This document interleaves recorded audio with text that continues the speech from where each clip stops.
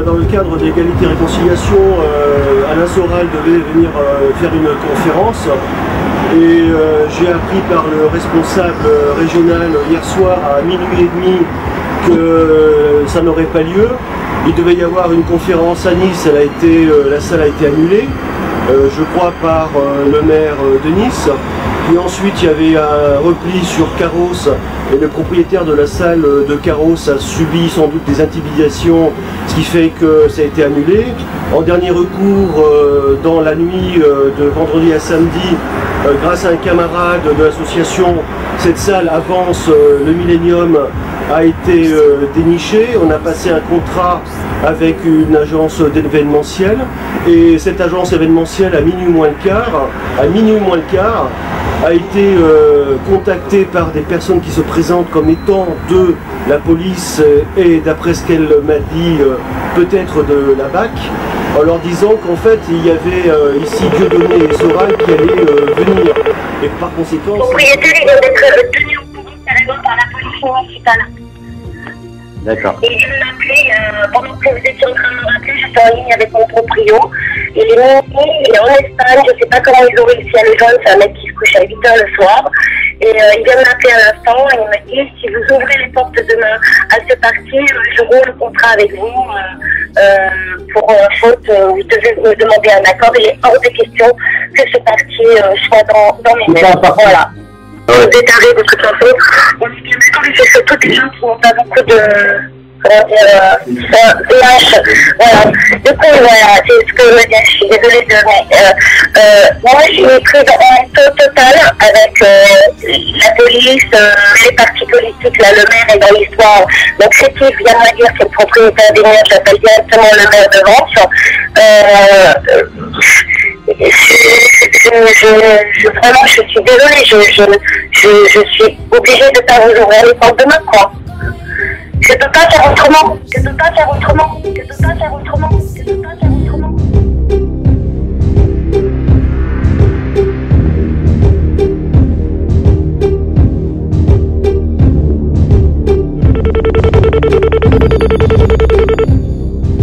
Nous avons appris que vous louiez votre salle le 12 janvier, le dimanche 12 janvier, à M. Alain Soral.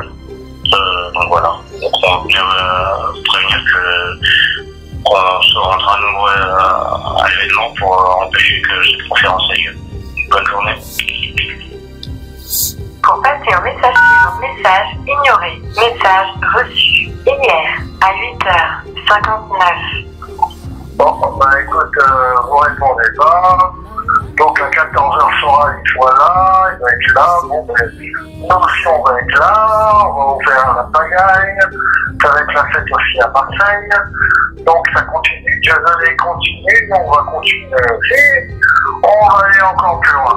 On va se revoir tout à l'heure. Surtout un très bon dimanche. Salut. Message ignoré, message reçu hier à 1h08.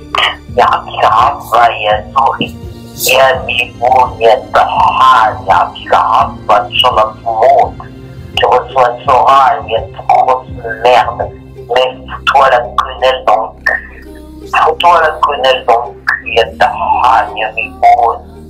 Saloperie, il y a ta fête de merde. Pour passer au message suivant, tapez dièse. Pour effacer, tapez 2. Message ignoré, message ignoré, message ignoré, message ignoré, message ignoré, message ignoré, message ignoré.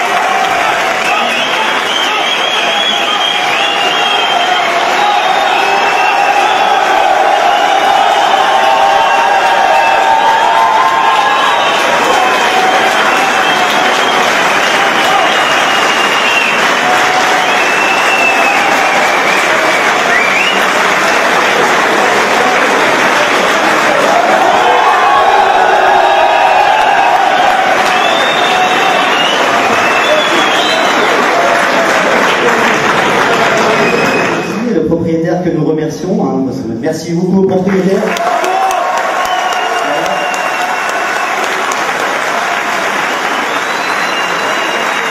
Merci à lui. Parce qu'il a eu énormément de pression. Il a eu énormément de courage d'accepter de nous accueillir ici. Donc vraiment, c'est grâce à lui, on le remercie de tout cœur. Alors, on a aussi les gars de l'Action française qui sont là et qui assurent de la sécurité.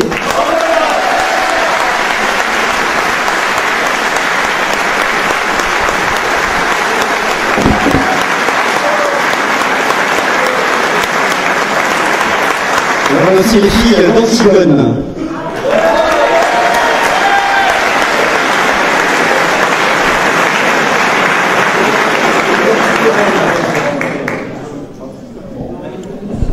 Je cède la parole à Alain.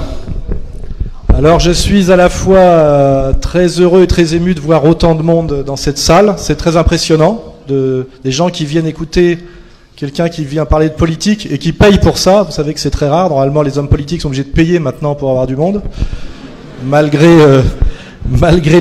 leurs relais médiatiques, etc. Donc je suis à la fois très heureux et en même temps, je vous le dis aussi, assez inquiet, car vous savez dans quel climat nous sommes en ce moment. Et je fais bien évidemment allusion à l'affaire Dieudonné, qui malheureusement, je le dis, est la démonstration pratique de tout ce que je raconte quand même depuis 2-3 ans et même plus. Et je suis assez, je le dis, pas effrayé, mais étonné d'avoir à ce point-là raison, car ceux qui ont une culture politique et ceux qui ont une certaine indépendance d'esprit ont pu constater que là, nous sommes totalement sortis de l'état de droit. J'ai eu Dieudonné tout à l'heure, qui m'a dit que son théâtre était entièrement entouré pratiquement de militaires. C'est un dispositif qui coûte 250 000 € par jour, et de façon totalement illégale pour que les gens ne puissent plus physiquement approcher du théâtre. Et ça n'a ceci hors de tout cadre juridique, avec en même temps un Arnaud Klarsfeld, qui, comme vous le savez, est membre du Conseil d'État tout en étant soldat israélien, et à mon avis, quand on regarde son regard sur un plan de la santé mentale et des addictions,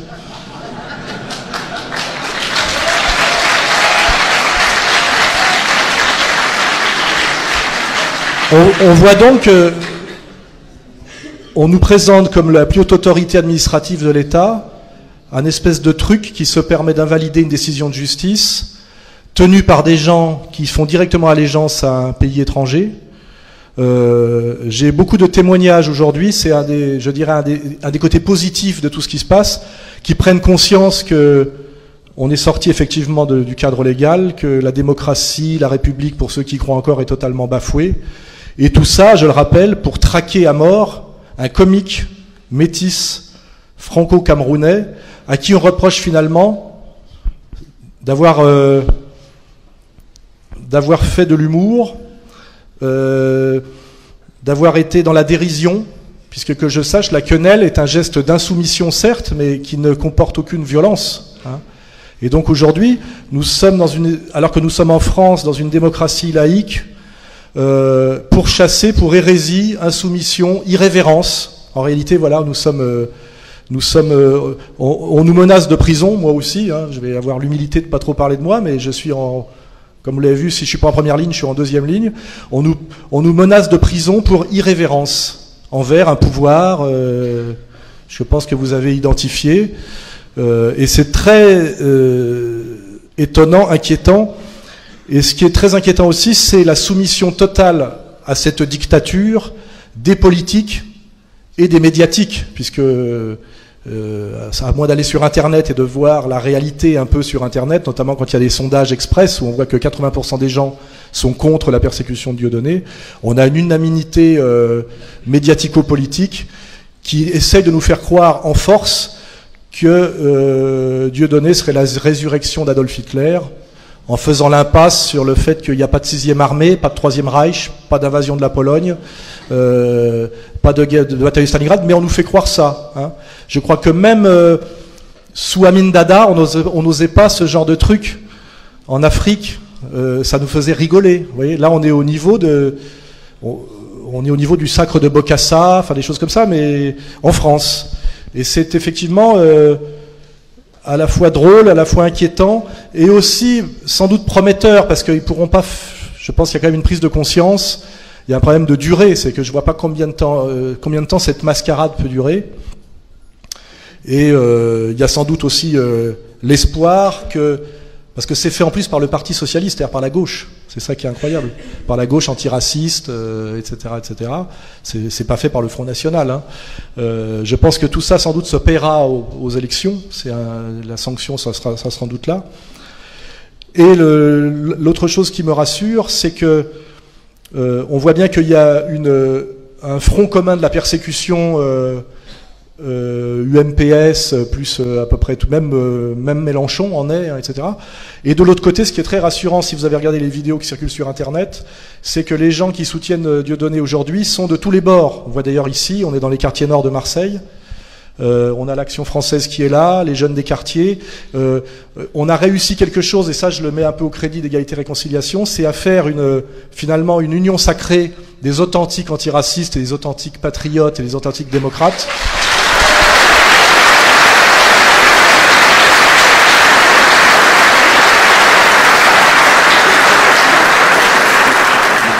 Qui maintenant, systématiquement, chantent la Marseillaise, ce qui est un très bon signe, et ont une formation, je dirais, politique. Quand on voit les jeunes qui prennent le micro récemment, j'ai vu la vidéo des gens qui étaient devant la Main d'Or hier, disent des choses qui sont très sensées, très articulées. On est, en tout cas, à mon avis, sorti de la manipulation idéologique qu'avait le PS sur les quartiers à travers SOS Racisme, où on poussait ces jeunes des quartiers à cracher sur la France, les Français, et à répéter un baratin de ce qu'on appelle l'antiracisme institutionnel. On est, à mon avis, sorti de tout ça. Et je pense que c'est parce qu'on est sorti de tout ça, de cette opposition justement d'une France, on va dire, blanche, de souche, et d'une France plus récente de branche, on est sorti de cette manipulation, que le pouvoir est inquiet. Car en fait, le pouvoir a peur d'une chose, c'est de l'union sacrée des patriotes et des authentiques démocrates. En fait, on se rend compte qu'il ne règne que sur le diviser pour régner, le mensonge, la haine, la vraie haine, hein, c'est-à-dire de pousser à la violence entre jeunes des quartiers et Français, on va dire, de souche, puisque c'est un mot finalement qui nous est imposé, et qu'aujourd'hui ils sont très inquiets de voir que ça ne marche plus, et ils essayent de recréer de la division, de la violence, avec un énorme travail de manipulation, qui atteint une énorme obscénité. Et ça, je ne crois pas que ça pourra durer très très longtemps. Hein. Et quelque chose de très rassurant, évidemment, c'est voilà, des gens qui se sont déplacés malgré les menaces. Alors je vais insister sur ce qu'a dit notre camarade tout à l'heure. La personne qui nous a noué la salle a été menacée, sur lui, ses enfants. La LDJ, dont je ne vais pas vous rappeler ce que c'est, a mis l'adresse du lieu là sur Facebook, hein, l'adresse, le téléphone, les 2 portables du propriétaire de la salle, en demandant à ce qu'on le harcèle. Donc je rappelle quand même que nous avons des tout petits groupes ultra-violents qui ne font que du cassage de gueule depuis des années au nom d'un pays étranger qui, comme je le rappelle, pratique une politique qui n'est pas très à gauche, qui met le Front National à l'extrême gauche, pas sur leur échiquier politique à eux, et qui se permettent de casser des gueules en permanence, en étant totalement protégés par l'appareil d'État, alors que, je le rappelle, pour la LDJ, ils sont interdits en Israël et aux États-Unis comme groupe terroriste, voyez, et qui s'entraînent en France dans des locaux sécurisés par la police. C'est pas moi qui le dis, hein, vous l'avez vu sur des émissions de grande écoute, etc. Et là-dessus, il y a une espèce de silence, de peur et de honte quand on parle aux politiques, aux journalistes, etc. Parce que, en fait, on voit que il y a aujourd'hui un règne d'une élite oligarchique qui est composite, mais avec un noyau dur qu'on a parfaitement identifié, puisqu'on voit bien que les gens qui nous agressent aujourd'hui au mois de Dieudonné se réclament systématiquement d'Israël. Ils ne se réclament même pas d'une citoyenneté française. C'est JSS News, Europe Israël, etc. Et ils se réclament directement en fait d'un suprémacisme, hein, et d'une vision du monde qui est totalement d'extrême droite, avec une arrogance incroyable, et surtout que pour ceux qui regardent les commentaires sur leur site, je pense que c'est intéressant d'y aller, ils nous menacent de mort, ils traitent Dieudonné de négro, ils se sentent intouchables, et ils profèrent un discours permanent de haine, qui est, à mon avis, un vrai discours d'extrême droite. Et face à ça, nous avons Dieudonné, moi, d'autres.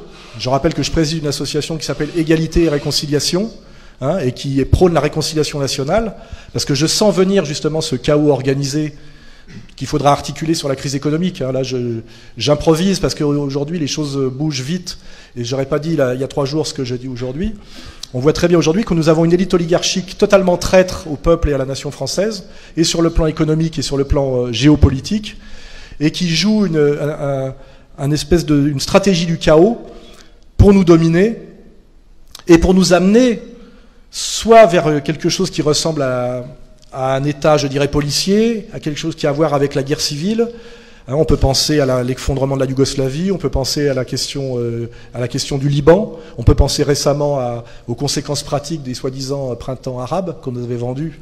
Et pour ceux qui vivent dans ces pays-là, c'est pas vraiment un progrès. Hein. Et tout ça pour nous faire passer, en plus des mesures économiques qui nous amènent, elles, vers ce que vit en ce moment le Portugal, l'Espagne et la Grèce. La Grèce est pour moi un exemple très important. Hein. Donc on voit bien qu'il y a une espèce de double mâchoire qui nous écrase.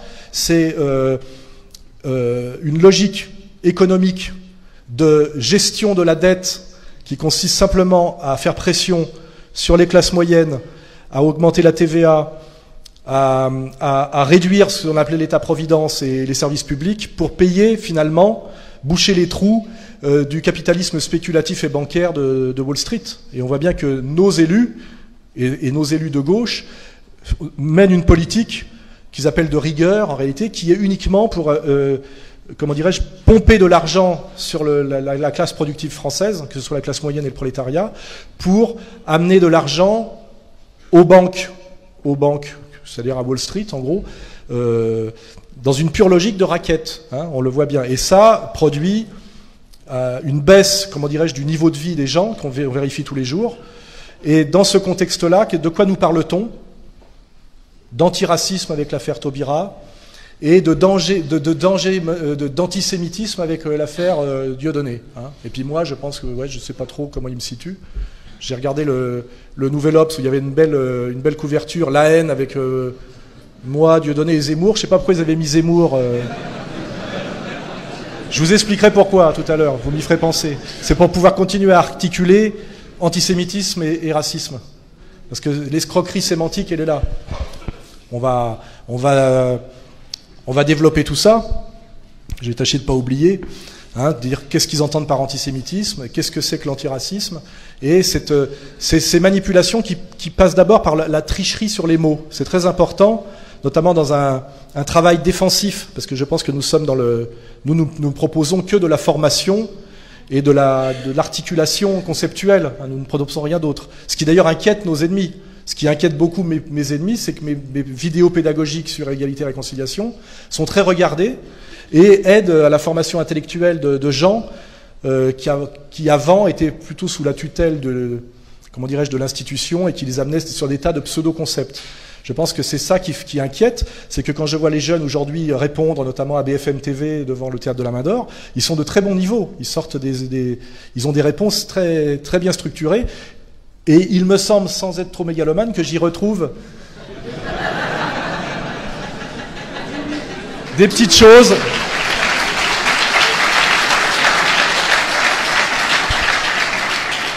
Je retrouve des petites choses, effectivement, qui viennent de mes bouquins et des vidéos du mois.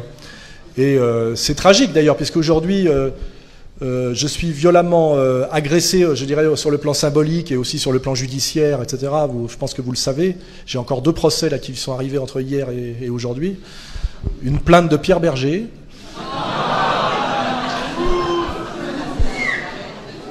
Qui a un projet pour les ventres des femmes du tiers-monde.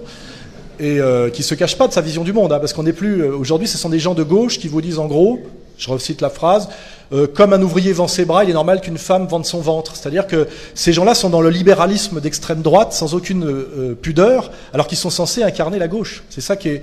On est vraiment dans une inversion totale de toutes les valeurs, qui fait penser vraiment, si on veut faire des glissements un peu plus religieux à une période satanique. Hein. Moi, je n'hésite pas à articuler l'analyse concrète et matérielle sur des choses plus spirituelles. On a quelque chose de très inquiétant qui ressemble à l'arrivée de la fin des temps. Hein. C'est sûr que ça ressemble beaucoup aux écrits eschatologiques des religions monothéistes et des trois d'ailleurs. Hein. On est dans ce temps qui nous amène vers l'Armageddon. Hein. C'est peut dire que c'est une période très intéressante, puisqu'on la vit, mais aussi dangereuse, notamment pour moi. Je vous garantis que en ce moment, c'est vrai que des moments je me dis, oulala, mais on rêve ou il y a une énorme pression. Hein, et je sens que c'est un peu comme dans les westerns, quand on traverse vous savez, la rue centrale avec le saloon, et qu'on sait que comment dirais-je, que le shérif, qui est censé assurer votre sécurité, a été acheté par le propriétaire terrien du coin. Alors on est sur le chariot avec le fusil comme ça, et on sait qu'il y a derrière chaque fenêtre, il peut y avoir un tueur isolé. Et là, qu'est-ce qu'on fait? On essaye de sourire, et on met son pantalon marron pour essayer de sauver les apparences. Mais j'ai changé, je vous le dis, 2 fois de numéro de téléphone cette semaine. 2 fois. Parce que simplement, il y a des gens infiltrés partout. Vous connaissez certains communautaires très organisés et qui balancent mon portable, mais pas le mien seulement, celui de ma femme, sur des sites d'extrême droite israéliens qui pratiquent un harcèlement, des menaces, etc. C'est dans le but de vous faire craquer et surtout de vous pousser à des réactions violentes qui après évidemment seront stigmatisées. Là, si je veux par exemple rappeler l'affaire Dieudonné, quand il fait une plaisanterie sur comment il s'appelle, Cohen, il ne fait que répondre au fait qu'un certain Cohen, non content de plastronner dans les médias dominants, se permet de faire des listes de gens qui auraient soi-disant le cerveau malade. Donc en fait, Dieudonné ne faisait que répondre à une attaque. La malhonnêteté des médias, c'est de faire toujours comme si nous avions frappé les premiers. On répond par une plaisanterie à quelque chose qui est une déclaration de mise à mort sociale, économique et professionnelle. Il faut quand même pas l'oublier. Hein. Et évidemment, on ne garde jamais que la deuxième partie. C'est donc là... c'est clair entre nous, je pense. On ne peut absolument plus compter sur les médias dominants pour comprendre quoi que ce soit. C'est une évidence qu'à un moment donné, il faut éteindre sa télé. Et moi, la seule interview correcte que j'ai eue ces derniers jours, que j'ai acceptée parce que le reste, j'ai refusé d'aller à iTélé, c'est à la BBC. Et vous remarquerez que la petite interview que j'ai donnée à la BBC était à peu près correcte. C'est-à-dire que maintenant, pour pouvoir parler sérieusement de la situation française, il faut s'exiler et s'expatrier. Il y a des précédents. Hein. Victor Hugo a passé 20 ans, je crois, sur une île anglo-normande quand il y a eu le coup d'État de Napoléon III. On est dans des périodes historiques qui ressemblent à tout ça. Finalement, l'histoire ne s'arrête jamais. Et comme je le dis, les 3/4 des gens qui ont fait quelque chose politiquement dans l'histoire sont passés par la prison, les tentatives d'assassinat, etc. Et sur Dieudonné, je peux vous dire là que ils se sont amusés à filmer sa maison, à donner son adresse, à filmer sur BFM TV, hein, à filmer l'école où il y a ses enfants. Et il a reçu des menaces de mort sur ses enfants, de kidnapping, de torture, etc. C'est-à-dire qu'il y a une énorme pression qui est couverte entièrement par l'appareil d'État et par Valls. Il faudra s'en souvenir, si un jour celui-là n'est plus ministre. Hein. Il faudra se souvenir, pour le faire craquer à tous les niveaux. C'est-à-dire, j'ai eu moi-même la même chose il y a quelques mois. Ma femme recevait des menaces de mort et de viol dans notre immeuble alors qu'elle est à Bayonne. Vous voyez, il y a ce travail permanent dont vous ayez conscience de déstabilisation, de menaces, en sachant que quand vous allez porter plainte à la police, on refuse de prendre votre plainte, par exemple, ou elle est systématiquement classée sans suite. Moi, j'ai subi 2 agressions encore cette année. J'ai demandé une protection policière, on ne m'a même pas répondu. J'ai demandé par le biais de mon avocat, alors que des gens comme Bernard-Henri Lévy, Pierre Berger aussi, ont tous des policiers en permanence avec eux. C'est-à-dire que l'appareil d'État, aujourd'hui, est à leur service. On est passé dans une espèce d'aristocratie, comme ça, où ces gens-là ont mis à leur disposition l'appareil d'État. Et on l'a bien vu d'ailleurs quand... comment dirais-je, le Conseil d'État a cassé le jugement du tribunal, ce qui est complètement illégal, en 2 heures, ce qui ne s'est jamais vu, par des gens qui étaient d'ailleurs jugés partis. Vous le savez quand vous regardez de quoi est fait le Conseil d'État. On a vu venir plastronner à la télévision à Bernard-Henri Lévy, qui était poudré comme un marquis un marquis d'Ancien Régime, et qui a dit en gros c'est bon, l'affaire est réglée, on n'en entendra plus parler, c'est-à-dire nous avons fait faire le travail, vous voyez. Et je suis désolé, mais même ça, sous l'Ancien Régime, en réalité, n'était pas possible. Hein. Il y avait quand même des corps intermédiaires, il y avait des moyens de défense.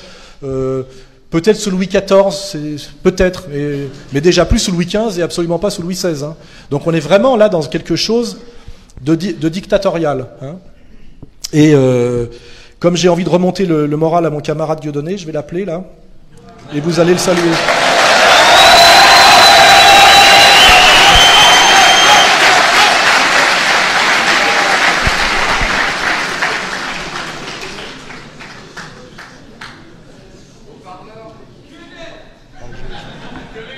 J'espère qu'il va répondre.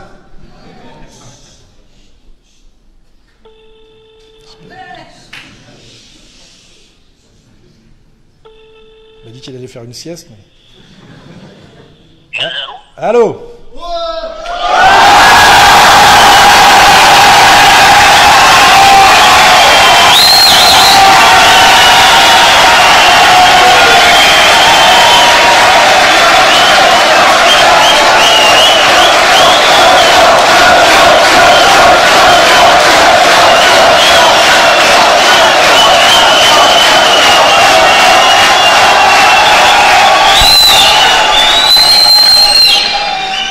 Allô, tu m'entends ? Ouais, je t'entends, tu m'entends ? Oui, oui. Bon, tu as une belle salle là de plus de 1000 personnes dans les quartiers nord de Marseille qui tu as tout leur soutien, je crois. Hein ?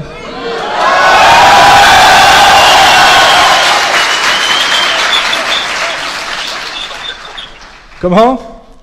Tu les remercies tous, on est debout et la résistance, elle continue.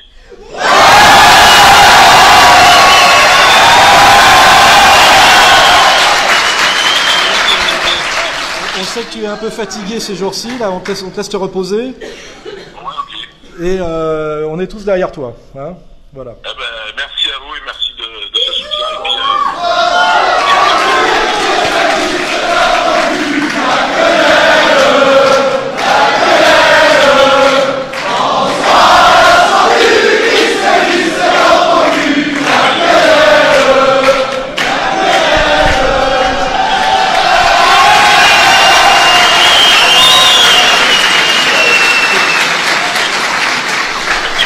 Allô ? ouais,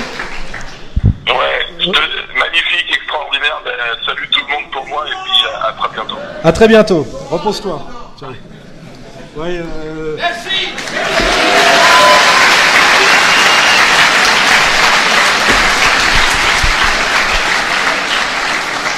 Oui, parce que j'ai vu hier la conférence de presse de Dieudonné, qui était obligé de s'habiller en clown pour essayer de faire baisser la pression. C'est triste, hein. Ça m'a rappelé un peu comme quand on obligeait les Noirs à mettre des ceintures de bananes pour avoir le droit qu'on arrête de les chicoter, puisque en fait c'est ça qui s'est passé. Et je vous rappelle, l'émission de Tadei de quelques jours était très intéressante parce que quand Jakubowicz, dans un silence d'ailleurs, c'est le seul qui a le droit de parler sans être coupé, on ne sait pas trop pourquoi, vu qu'il représente en réalité pas grand-chose, ou alors on n'a pas tout compris. Quand il a résumé le parcours de Dieudonné, il a en fait tout dit. Dieudonné était quelqu'un qu'ils avaient soutenu pour attaquer les Français de souche en parlant de la colonisation de façon un peu naïve, comme si vous aviez participé à la colonisation, qui est en général descendant de paysans et d'ouvriers, voilà. Et quand à un moment donné il s'est émancipé de cette tutelle, comme l'ont fait d'ailleurs les Noirs américains dans les années 60-70 au moment des droits civiques, ce qui se passe en ce moment en France ressemble à ce qui s'est passé aux États-Unis il y a 30 ans, hein, et on a souvent du retard par rapport à eux. Le préféré des antiracistes professionnels est devenu la bête noire.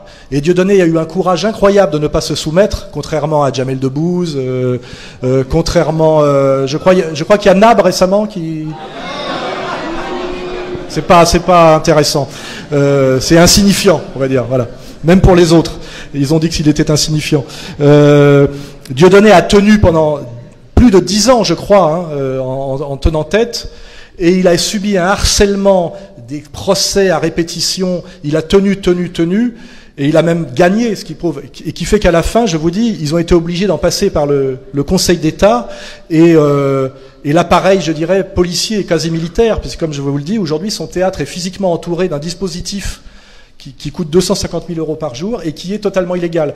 C'est sans précédent dans l'histoire de France, je crois, qu'un théâtre privé de 250 places où joue un comique métis franco-camerounais soit encerclé par la police sous régime socialiste pour l'empêcher de s'exprimer parce qu'il gêne pour son insoumission comique, pour son insoumission, hein, il n'y a pas d'acte de violence, pas d'appel à la violence, une communauté qui, je le dis bien parce que je n'amalgame pas tout le monde, représente 1/6 de 1% de la population française, c'est-à-dire le CRIF, et qui se réclame totalement comment dirais-je, d'un pays étranger qui est Israël, qui est un pays d'apartheid. Hein, pour moi, quand on met bout à bout toute l'articulation logique, historique et sérieuse, c'est un scandale absolu. Et c'est même époustouflant de malhonnêteté et de scandale. Voilà. Et malheureusement, on voit vraiment que les gens qui osent passer en force comme ça, avec une arrogance incroyable, hein, qu'on a vu s'exprimer là par Arnaud Klarsfeld, Finkielkraut, Bernard-Henri Lévy, enfin en plus ils ne se cachent même pas, hein, ils sont tous venus plastronner. Le message qu'ils envoient, c'est on ne peut plus vous avoir par la pleurniche, on ne peut plus vous avoir par le mensonge. Maintenant, vous subissez parce qu'on a le pouvoir. En fait, le message qui est envoyé, c'est nous avons les moyens de vous botter le cul. C'est tout. C'est tout ce qu'ils disent. Il y a plus rien d'autre comme message, qui est quand même grave. Ce qui est grave, mais qui est intéressant, parce que on est assez proche, je dirais, de la mère des batailles. C'est est-ce qu'on va se soumettre totalement à ce que représente Arnaud Klarsfeld, qui, je vous le rappelle, était encore il n'y a pas longtemps garde frontière dans l'armée israélienne, c'est-à-dire les gens qui sont chargés de traumatiser et d'humilier les femmes et les enfants au checkpoint. Hein, et que ce type-là dit aujourd'hui dans les médias, on va voir avec Dieudonné s'il nous écrit un mot d'excuse qu'on va lui dicter, on va voir si on le laissera à nouveau exister ou pas. C'est scandaleux. Et j'ai eu tout à l'heure un journaliste connu au téléphone, je vais pas le balancer parce que c'est pas dans mes principes, mais qui m'a dit, même nous qui ne sommes pas de ton bord et qui sommes même du bord opposé, ce qui se passe en ce moment nous inquiète. On n'aurait jamais voulu que ça aille jusque là. Et je vous parle de gens qui sont plutôt vraiment de l'autre bord. On ne peut pas cautionner ça. Voilà, c'est trop. Trop, c'est trop. Ce qui veut dire que cette violence de Manuel Valls, qui est une stratégie aussi politique pour lui, peut être très dangereuse à terme. Hein. Ça peut se retourner parce qu'il a mis la barre très très haut. Et je vois pas comment là il y a un effet, comment dirais-je, un effet massif qui dure quelques jours, mais après sur le long terme, la France est quand même un état de droit, il y a des hauts fonctionnaires, il y a des gens qui sont attachés à la séparation des pouvoirs. J'ai été contacté récemment moi par un agrégé de droit public qui m'a dit là je ne peux plus tolérer ça. Des gens qui sont attachés à ce qu'on appelle la séparation des pouvoirs, à la France de Montesquieu, à celle même qui remonte à Richelieu, et ils disent là, on est dans le totalitarisme, on est sorti de l'état de droit, et donc tout ça va avoir un coût. Ce qui veut dire qu'en ce moment, on est un peu, même moi, inquiet, parce que on a un déferlement de violence et de puissance policière, mais sur la longue durée, je pense que on est un peu une souris qui joue avec un chat. Vous voyez, on pousse le chat finalement à montrer ses griffes. Parce que moi, j'ose le dire, je me sacrifie un peu pour que vous voyiez, par mes provocations et comme Dieudonné, que notre analyse profonde est vraie. C'est-à-dire qu'en réalité, on est vraiment sorti de la démocratie, on est vraiment dans une dictature d'une toute petite élite qui maintenant règne ouvertement selon des principes, je dirais, à la fois, je dirais, suprémacistes raciaux, puisqu'on voit bien qu'on est attaqué, je le dis bien, jamais par des Français de confession juive qui réclament qu'on respecte leur citoyenneté pleine et entière et leurs droits, leur liberté de culte. Ces juifs-là ne posent aucun problème. D'ailleurs, Zemmour, vous avez remarqué, n'est pas monté au créneau, puisqu'il est sur cette ligne-là. Il s'est tenu tout à fait correctement. Et d'ailleurs, il s'est retrouvé sur la couverture avec nous du Nouvel Obs. C'est assez étrange, mais c'est une des explications. On est systématiquement attaqué, menacé, insulté par des gens qui se réclament d'Israël, et d'Israël likoudzik. Parce que aussi, les Israéliens de gauche, moi je suis l'éditeur de Gilad Atzmon, ils nous soutiennent entièrement. Et voilà, donc le piège dans lequel il ne faut pas tomber, ça je vous le dis aussi, parce que les autres sont très malins pour nous attirer dans des pièges. Il n'y a pas de guerre aujourd'hui déclarée entre les supporters de Soral et Dieudonné et les Juifs. C'est une escroquerie. Il y a simplement des gens qui finalement respectent le pacte républicain, qui demandent à des gens de le réintégrer. Hein. Voilà, c'est ça la réalité. Hein. Et le pacte républicain, c'est la citoyenneté pleine et entière pour tous les gens qui sont sur le territoire, quelles que soient leurs origines, hein, c'est ça, et la liberté de culte. Hein, et ça, c'est totalement respecté. Personne, en mon nom ou au nom de Dieudonné, n'a jamais agressé un juif. Il faut bien le savoir. Et nous sommes toujours très très clairs là-dessus. Et nous avons d'ailleurs le soutien aussi bien de juifs orthodoxes qui contestent le sionisme en disant qu'il est en contravention avec la théologie juive traditionnelle authentique que des comment dirais-je, des juifs, on va dire, non tribalistes, atypiques, je vous dis, comme Gilad Atzmon, dont je suis l'éditeur, Jacob Cohen, très courageux, qui a fait des quenelles aussi, en réalité, on en a plein, hein, voilà. Donc c'est pas un combat contre les juifs, évidemment. C'est plutôt une oligarchie aujourd'hui, avec une forte composante, je dirais, sioniste, qui passe en force quand elle voit, en fait, qu'elle ne peut plus imposer son pouvoir ou son allégeance à l'État d'Israël au nom des droits de l'homme, de la démocratie, etc., parce que et de l'antiracisme. Et c'est pour ça que je vais revenir sur une question sémantique. Aujourd'hui, on vous dit il faut lutter contre le racisme et l'antisémitisme. En réalité, et on colle toujours les deux.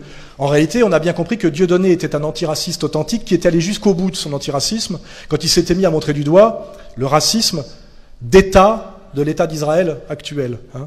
Et donc le mensonge sémantique, c'est qu'on vous dit il faut lutter contre le racisme et l'antisémitisme. Alors aujourd'hui, ce qu'on appelle antisémitisme, ce sont des gens qui s'opposent au sionisme et aussi, parce que les deux choses sont articulées, à un certain judaïsme sioniste qui prend finalement les Écritures saintes de façon littérale, c'est-à-dire que ça devient une religion territoriale, guerrière, comment dirais-je, militaire et raciale. Donc c'est ça la critique, c'est-à-dire qu'aujourd'hui nous critiquons un certain judaïsme et le sionisme, et on va dire justement un judaïsme qui permet la politique actuelle de l'État d'Israël.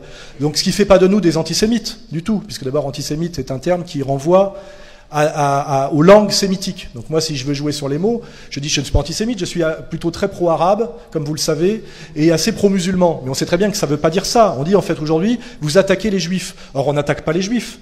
On critique des juifs qui sont une minorité chez les juifs aussi, puisqu'ils sont, si on regarde les juifs qui sont liés au CRIF, ils sont 1/6 des juifs de France. C'est-à-dire qu'on montre du doigt 1/6 des juifs de France, qui sont déjà que 1% de la population, et qui aujourd'hui ne respectent plus les fondamentaux de la République, se réclament d'un État étranger qui pratique une politique, je dirais, suprémaciste et raciale. Et au nom d'une lecture, comment dire, du judaïsme, qui est une lecture déviée, qui est d'ailleurs condamnée par beaucoup de juifs traditionnalistes. Et c'est ça la vraie explication. C'est-à-dire que moi, je réponds honnêtement, je ne suis pas antisémite, je pense que ce mot est une escroquerie. Je suis un antiraciste conséquent, et de ce point de vue-là, je critique un certain judaïsme, donc je suis d'une certaine manière judéophobe, mais d'autres sont bien islamophobes. Nous sommes dans une république laïque et nous avons le droit de critiquer les religions, c'est autorisé par la Constitution, et je crois même que M. Jakubowicz a dit que c'était autorisé. Donc je critique une certaine interprétation raciale et guerrière du judaïsme, et je critique non seulement l'État d'Israël, mais surtout la soumission de l'appareil d'État français à l'État d'Israël, parce que c'est ça qui se passe aujourd'hui, et qui fait de nous aujourd'hui de plus en plus des Palestiniens en France. Hein. Nous sommes traités aujourd'hui par l'appareil d'État.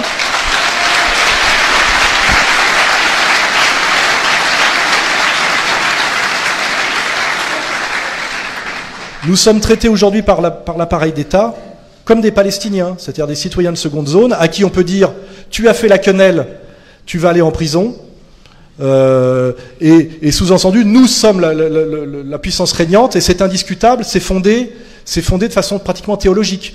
Personne ne se pose jamais la question, on a le droit de le poser, d'où vient l'omnipotence et l'omnipuissance de Bernard-Henri Lévy pour venir commenter à la télévision la condamnation de Dieudonné.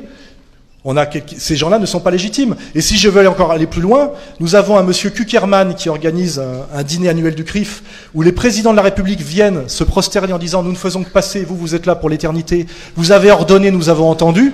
C'est en gros le contenu explicite de ce dîner. Et je pose la question, qui est monsieur Kuckerman? Quelle est sa légitimité démocratique et politique? Il est à la tête d'une organisation communautaire. Je vous rappelle que le droit français ne reconnaît pas les communautés, il ne reconnaît que des individus. Hein. Il est à la tête d'une organisation communautaire qui représente 1/6 de sa communauté, qui elle représente 1% de la population française, donc il représente 1/6 de 1% de la population française. Il dicte sa loi à l'appareil d'État français, et il se réfère au niveau de ses valeurs à un État qui est un État d'apartheid et qui est une théocratie racialo-militaire. Je veux dire, à un moment donné, quand M. Valls, au bout de tout ça, nous dit que c'est une victoire de la République, comme je le répète, la France est quand même le pays de Descartes, est quand même un pays qui, grâce à la petite école catholique de l'Ancien Régime, puis l'école obligatoire de Jules Ferry, qui a pris la suite, est quand même un pays qui avait un haut niveau de formation. Je dirais, il y avait peu d'analphabètes chez nous, et on avait le sens logique et une culture de base. Aujourd'hui, pour faire croire aux gens que le lynchage du nègre Dieudonné par une élite blanche surpuissante est une victoire de l'antiracisme et de la démocratie, il faut prendre les Français pour des imbéciles, et pour les obliger à acquiescer, il faut les menacer. En réalité, nous sommes aujourd'hui menacés par une espèce de putsch qui ne dit pas son nom, ou un petit monsieur Valls, je rappelle, catalan naturalisé français en 1982, qui se retrouve ministre de l'Intérieur et qui professe dans les médias son attachement éternel à Israël. Quand même, merde. Là, on serait en droit d'espérer qu'en tant que Français très récent, et plus récent sans doute que nous tous, y compris les jeunes des quartiers nord, pour lesquels il a le plus grand mépris, parce qu'il aimerait qu'il y ait plus de white et de blanco. Je ne fais que le citer.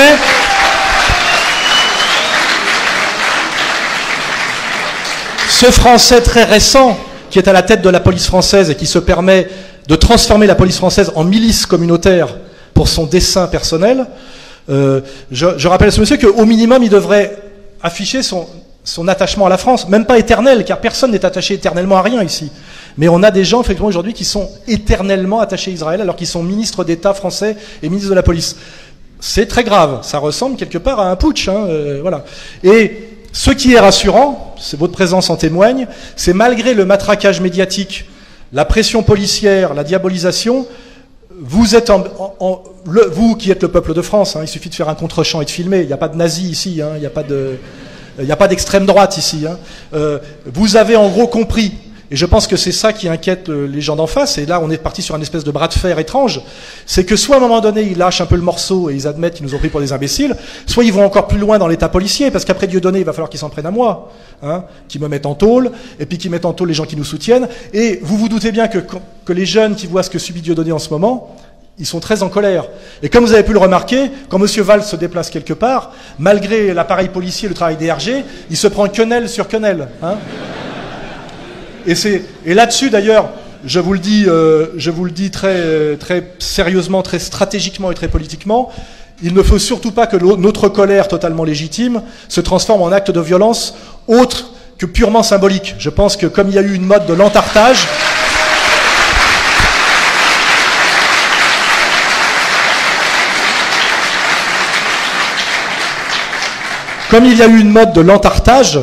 on peut imaginer une mode de l'enquenellage pour tous les traîtres à la démocratie, et les traîtres à la République et les traîtres à la France. Et quand un Guillon se permet de venir lyncher Dieudonné en demandant son interdiction alors qu'il fait le même métier que lui en étant beaucoup moins talentueux, c'est ignoble. Vous voyez, quand un Nab profite pour annoncer la sortie d'un livre, ce qui est une autre question, du moment où nous sommes le plus attaqués, le plus affaiblis, en nous traitant de lâches en plus, et en venant se prosterner devant les élites communautaires dont on a parlé, tout ça, normalement, ne peut pas rester totalement impuni. Et évidemment, je parle bien de punitions symboliques et drôles, car n'oublions pas que Dieudonné est quand même, il faut le rappeler, non pas le descendant d'Adolf Hitler, mais le comique le plus doué de France et le plus drôle de France. Et s'ils ont bloqué sa tournée...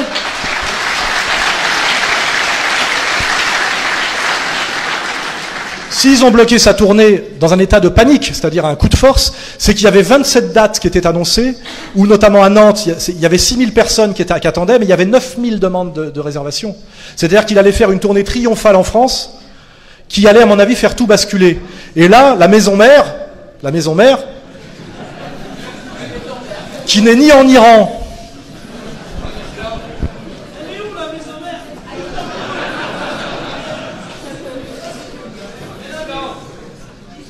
demandez au propriétaire de la salle d'où venaient les téléphones de menaces qu'il a reçus aujourd'hui. Il y a des indicatifs, vous voyez. J'en ai un certain nombre sur mon téléphone aussi. Donc la maison mère s'est inquiétée, et a dit il faut absolument qu'on bloque ça parce qu'après on ne sait plus si on va pouvoir gérer la situation. Et donc là ils sont passés en force par inquiétude, ce qui veut bien dire que s'ils cognent aussi fort aujourd'hui et qu'ils se démasquent à tel point, c'est qu'ils sont inquiets. Hein. Et je leur ai dit, ne me faites pas dire qu'ils seraient inquiets d'une persécution possible des Juifs de France, c'est une escroquerie totale. Ils sont inquiets de l'identification de leur pouvoir, ces élites-là, de leur illégitimité, et d'un peuple de France qui reprendrait un peu le contrôle de lui-même et qui, comme souvent dans l'histoire, est capable de dire non quand ça va trop loin. Car j'ai un certain espoir dans le peuple de France, sinon je ne prendrais pas les risques que je prends, car le peuple de France, de temps en temps, a su surprendre et dire non au moment où il fallait dire non. Et tout ça nous met plus...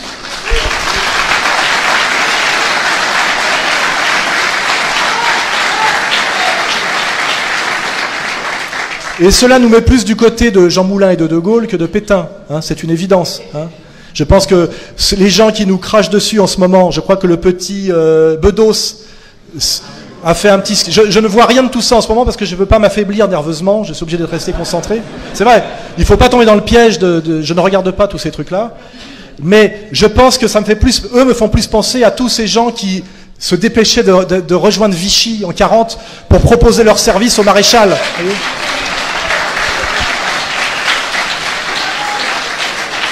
Car il me semble, si on a du bon sens, qu'un résistant, c'est quelqu'un qui est en danger face à un pouvoir puissant. C'est pas quelqu'un qui accompagne un pouvoir qui cogne sur des gens faibles et fragiles. Or, il ne me semble pas que moi et Dieudonné incarnions, je ne sais pas, la puissante armée allemande de la fin des années 30. Hein. Nous sommes quand même... moi, je rappelle, un écrivain, un essayiste, hein, j'écris des livres. Dieudonné est un comique. Je rappelle que je suis un binational franco-suisse d'ailleurs, on va le rappeler, lui un binational franco-camerounais. Et ce qui inquiète beaucoup le pouvoir, c'est que nous avons opéré une jonction de solidarité et de fraternité qui a entraîné derrière nous, effectivement, cette union sacrée d'une France black-blanc-beurre qu'on avait pourtant voulu nous imposer.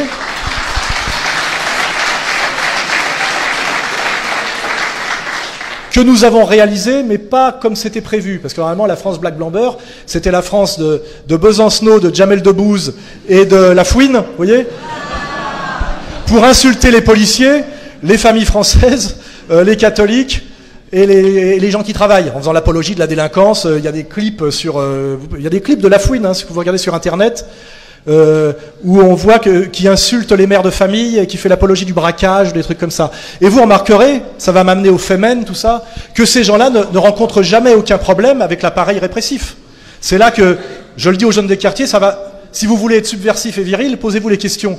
Ce qui est subversif et viril, c'est de s'attaquer à ce qui est dangereux, c'est-à-dire au vrai pouvoir, parce que le vrai pouvoir, c'est celui auquel il est dangereux de s'attaquer. C'est une phrase, je crois, de Voltaire, qui a été reprise d'ailleurs l'autre soir chez Tadei par Jean Bricmont, et immédiatement Jean-François Kahn l'a traité d'antisémite.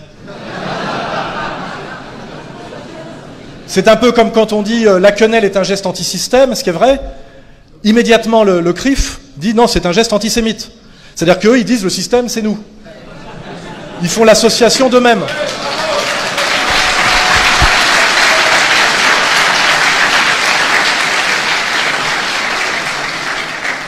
Et d'ailleurs, nous-mêmes ne disons pas ça. On dit oui, vous faites partie du système.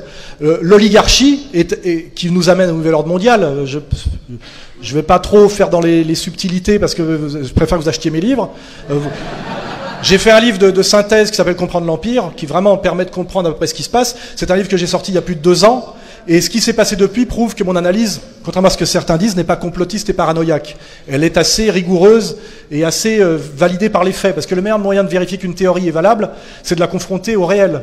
Normalement, un intellectuel, c'est un mot que j'aime pas trop, c'est quelqu'un qui a un coup d'avance. C'est-à-dire quelqu'un qui prévoit, parce qu'il a compris certains fondamentaux et certaines dynamiques, et qui voit ce qui va arriver. Et qu'ayant un coup d'avance sur les choses, il se permet de les annoncer. Après, libre à vous de les accompagner. Parce qu'il y a des gens qui sont très contents du nouvel ordre mondial. Le monsieur à écharpe, là, monsieur Barbier, lui, c'est un gagnant du nouvel ordre mondial, vous voyez. Mais les gagnants sont très peu nombreux, c'est ça qu'on voit. Et en général, ils sont sur une vision du monde qui n'est ni la vision, je dirais, démocratique grecque, ni la vision chrétienne catholique, ni, je le dis aussi, la vision musulmane. Hein. C'est en général une vision qui a plutôt à voir avec le monde vétérotestamentaire. Donc je disais aux jeunes des quartiers, parce que j'essaye de m'adresser à tout le monde, alors souvent on me reproche de parler trop aux jeunes des quartiers, mais ça c'est ce que j'appelle la parabole de la brebis égarée.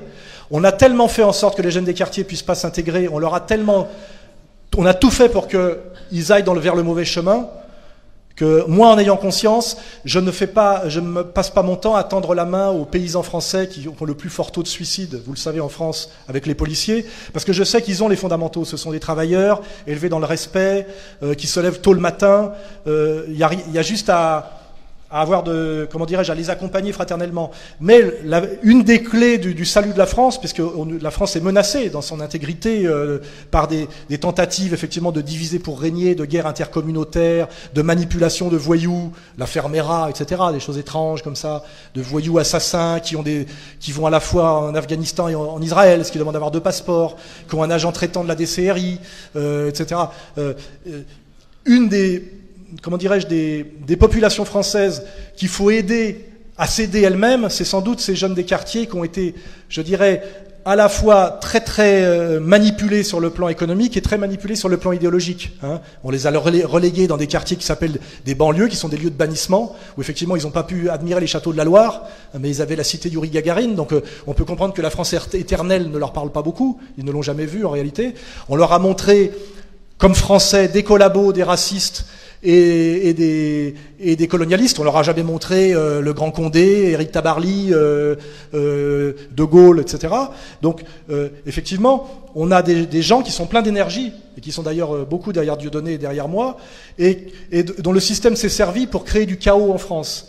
Et ce chaos, d'ailleurs, se retournant contre eux, parce que je le dis finalement, quand on connaît l'analyse des classes dangereuses telles que le fait Marx, les classes dangereuses sont en réalité surtout dangereuses pour elles-mêmes.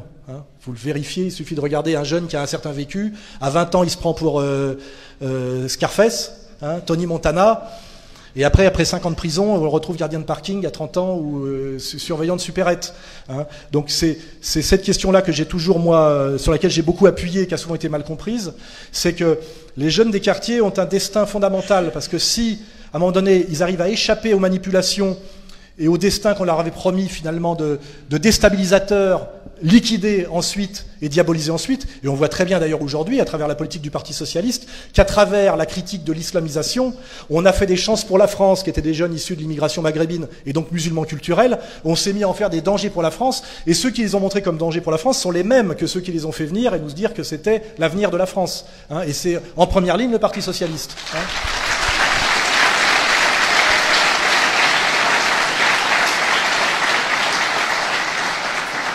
Et comme par hasard, Valls est en première ligne dans ce double langage, évidemment. On a quand même un système qui aujourd'hui continue à laisser grandes ouvertes les vannes de l'immigration en période de chômage, tout en montrant du doigt le danger islamique, alors qu'on sait que pour des raisons historiques, les vagues d'immigration sont beaucoup liées à l'islam.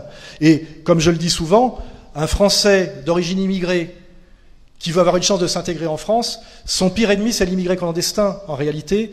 Et cette malhonnêteté du Parti socialiste de dire qu'un Français d'origine immigrée, parce qu'il est immigré ou même musulman, doit être pour l'immigration par principe, non.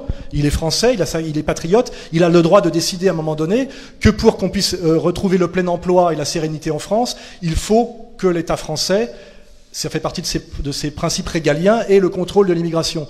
Et de systématiquement associer un Français d'origine immigrée à l'idée qui serait sur la ligne de Besancenot, c'est-à-dire pour les sans-papiers, est une escroquerie politique et intellectuelle. Et moi, mon travail d'éducateur, quelque part, c'est de donner ces outils conceptuels aux jeunes pour qu'ils puissent se défendre, réfléchir et après choisir en toute conscience. Moi, je n'ai jamais dit « vous devez adhérer à ma vision du monde ». On m'a souvent dit « j'appelle à voter Front National ». C'est même pas vrai. Je dis souvent aux jeunes des banlieues « vous avez détesté Le Pen ». Parce que vous pensez que c'est un vilain colonisateur, etc. Mais ce que vous avez fait, c'est que vous avez voté systématiquement pour le Parti Socialiste de François Mitterrand, qui a fait couper la tête à 64 militants du FLN. Et rappelez-vous que les pleins pouvoirs qui ont été votés pour que le général Bijard et Ossarès pacifient la Casbah d'Alger, ça a été voté par Guy Mollet, les pleins pouvoirs, c'est-à-dire par le pouvoir socialiste. Donc moi, j'ai dit aux gens, ce que je veux vous aider, c'est à cause de toute cette désinformation que vous avez subie, c'est à vous forger une culture historique réelle pour après pouvoir choisir en conscience ce que vous voulez ou pas. C'est tout. En fait, j'essaye de faire quelque part ce que l'éducation nationale ne fait pas, et elle ne le fait pas volontairement bien sûr, parce que cette culture et par la conscience politique est le moyen de l'autonomie. Et le moyen de l'autonomie, c'est tout. Et moi, c'est là que je prétends être quelqu'un à peu près d'honnête, c'est que je pense que quand un individu a une vision claire et nette de la réalité, en général, il fait les bons choix. On fait souvent les mauvais choix parce qu'on nous a menti et manipulé. Voilà. Et ça, c'est la seule chose que je dis. Hein, voilà, je dis, moi, je suis dans un processus de réconciliation nationale et je le fais contre vents et marées depuis 10 ans en prenant beaucoup de risques. Et ce qui me donne espoir, c'est que ça marche très bien. En réalité, quand on dit la vérité aux gens, quelle que soit leur origine, la France est un pays qui a ces fondamentaux qui sont propres, c'est que la coexistence est tout à fait possible. Voilà. La France est un pays qui est...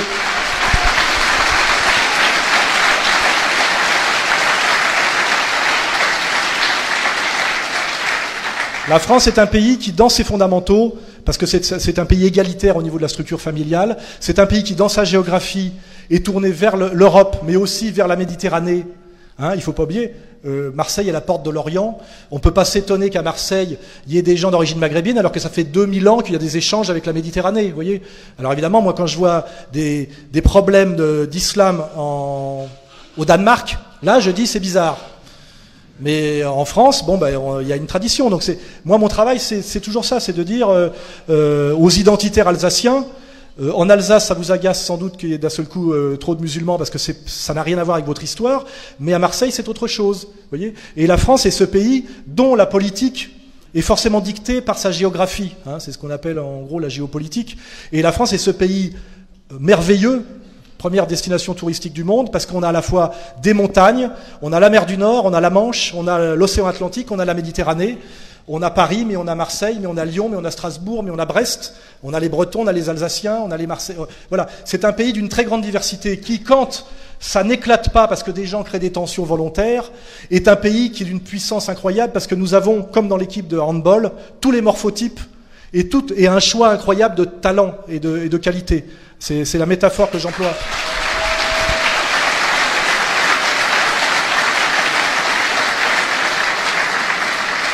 Et moi, ma politique, c'est de dire, il y a une jeunesse de France qui est reléguée, qui est maintenue en dehors par le chichon et le RSA, etc., qui sont souvent des gens qui ont une énorme énergie, une énorme force vitale et une grande intelligence, qui est l'intelligence de terrain, parce que moi j'ai cette double culture de la rue et du livre, et j'ai toujours beaucoup respecté, parce que j'en suis aussi, cette vivacité d'esprit des gens de terrain, qui souvent, on a les couillons lettrés, comme Nab d'ailleurs, bon exemple, qui finalement a trop lu, trop jeune et a pas assez vécu, et puis il y a cette vivacité d'esprit du jeune, vous voyez, qui est d'ailleurs, d'où vient ma certaine aisance dialectique. Moi j'ai appris à penser dans les bistrots, et parce que l'engueulade de bistrot est c'est beaucoup plus formateur que l'université. C'est très dur de discuter avec un patron, un chauffeur de taxi, un livreur, pour essayer de batailler politiquement. Ça demande d'être rapide, du tac au tac. Et on peut dire la même chose de Dieudonné, l'incroyable intelligence de Dieudonné, car c'est un être incroyablement intelligent, et qui a eu l'intelligence de faire passer des choses très subtiles et très complexes par des sketchs et par de la drôlerie.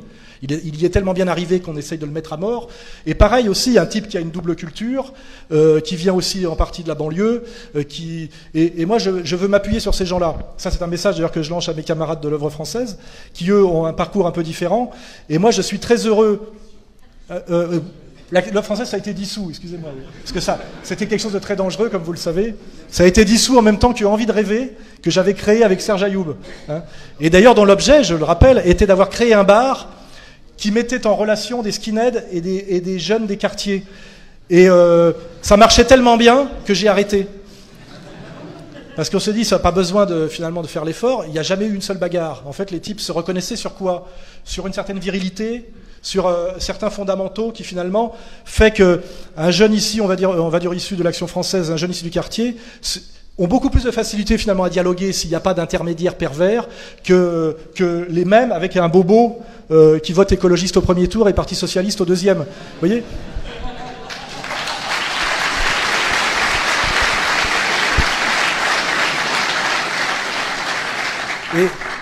Et c'est sûr que on arrive à fraterniser très bien entre nous, alors que c'est sûr qu'on n'a pas grand-chose à dire à Yann Barthès. Vous voyez,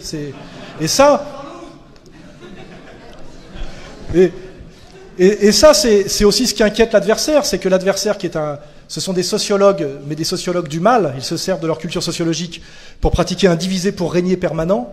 Hein, leur moyen est le mensonge. Hein, c'est vraiment le mensonge et le vol, leurs deux fondamentaux. Hein.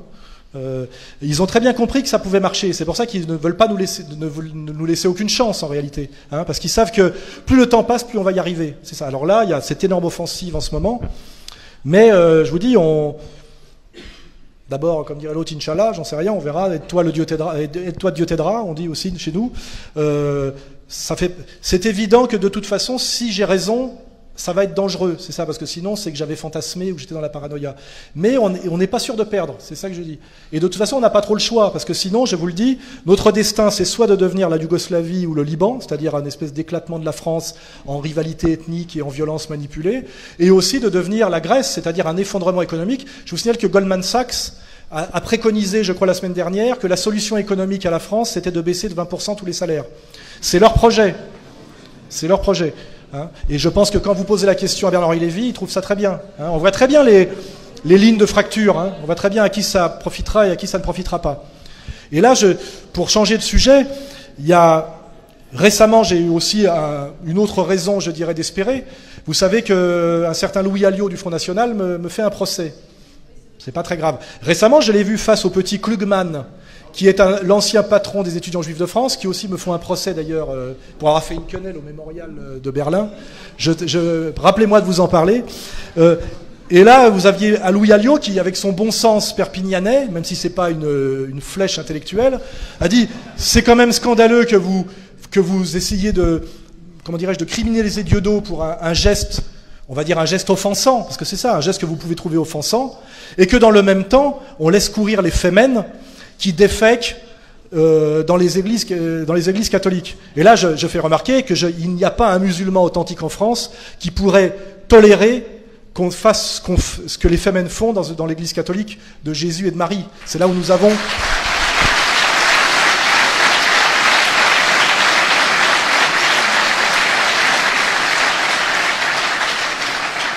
C'est là où il existe bien ce que j'appelle moi un front de la foi. C'est-à-dire que quand on voit comment aujourd'hui peuvent marcher certaines fraternités, on voit bien que le catholique authentique et le musulman authentique sont des religions qui peuvent se rapprocher notamment sur leur commune critique de l'usure, comme le bras armé de Satan sur terre, hein, c'est fondamental dans ces deux religions, sur leur respect commun de Jésus, Issa et de Marie, et de l'autre côté, on va dire le monde vétérotestamentaire, c'est-à-dire le monde judéo-protestant, et quand je dis protestant, je veux dire cette filière qui va du puritanisme anglais pour aller vers l'évangélisme américain, et qui sont deux religions qui ont validé l'usure, hein, et qui sont sur une idée d'inégalité fondamentale, hein, de prédestination, etc. On voit bien aujourd'hui que si on est théologien honnête, on voit qu'il y a un front de la foi de résistance qui serait les religions dites pour moi, qui ont à voir avec la démocratie authentique et qui serait cette articulation de la vraie chrétienté et du véritable islam. Et quand je parle de vraie chrétienté, je parle du catholicisme et de l'orthodoxie. Hein, je ne mets pas dans ce paquet-là le protestantisme contemporain. Et de l'autre côté, l'islam authentique. Et quand je parle de l'islam authentique, je m'appuie surtout moi sur les travaux de Sheikh Imran Hossein, qui je trouve assez sérieux. Et là, on voit bien qu'il y a une fraternité possible sur ce rejet de l'usure, c'est-à-dire du vol organisé, du vol du travail de l'autre, qui est la voie de l'immoralité et de la domination satanique. Hein. Et on voit bien que si on analyse en termes économiques, on voit bien qu'il faut qu'il y ait une solidarité du prolétariat et des classes moyennes et une main tendue au sous-prolétariat marginalisé pour sauver le pays. Et ça donne les petits entrepreneurs, les salariés, les ouvriers et aussi certains chômeurs qui aimeraient trouver du travail. Et que de l'autre côté, on a les prédateurs financiers.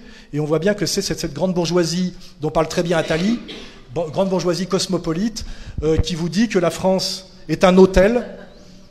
Il ose le dire devant El Kabash. Et qu'il faut bien traiter payer correctement les employés pour qu'ils traitent bien les clients. Voilà. Hein, donc en réalité, tout est devant nous. Hein, je veux dire, il y a vraiment les moyens de comprendre. Et quand, pour revenir à Louis Alliot, il dit mais attendez, les fémènes, ça ne vous gêne pas, alors que c'est du blasphème, puisqu'on est dans un discours sur le blasphème. Quand je fais une quenelle au mémorial de Berlin, bon, effectivement, je fais un geste d'irrespect et blasphématoire qui effectivement peut choquer une communauté, mais je vois pas en quoi c'est pas un geste criminel. Ou alors il faut nous dire qu'il y a une religion d'État ou une religion mondiale qui s'appelle la Shoah. C'est possible que ce soit la nouvelle religion mondiale qu'on essaye de nous imposer, mais le problème c'est que ça c'est criminel, mais par contre les fémènes c'est non seulement c'est défendu au nom de la liberté d'expression, au nom de la laïcité, hein, parce que là on vous parle de laïcité, et on voit que le petit Klugman, tout content de dire ça, est en plus l'avocat des Femen. Hein. C'est-à-dire que lui, il est pour qu'on envoie Dieudonné en prison parce qu'il fait la quenelle, et Soral aussi d'ailleurs, mais par contre les Femen c'est très bien. Ce 2 poids 2 mesures est scandaleux, et d'autant plus scandaleux que je rappelle quand même que la religion catholique est la religion majoritaire de France. Hein. C'est-à-dire qu'aujourd'hui, nous avons une majorité de Français qui sont humiliés dans leur religion, même si c'est une religion culturelle, hein, par la profanation systématique des églises, je ne vais pas dire par des putes ukrainiennes, parce que c'est un pléonasme, comme vous le savez.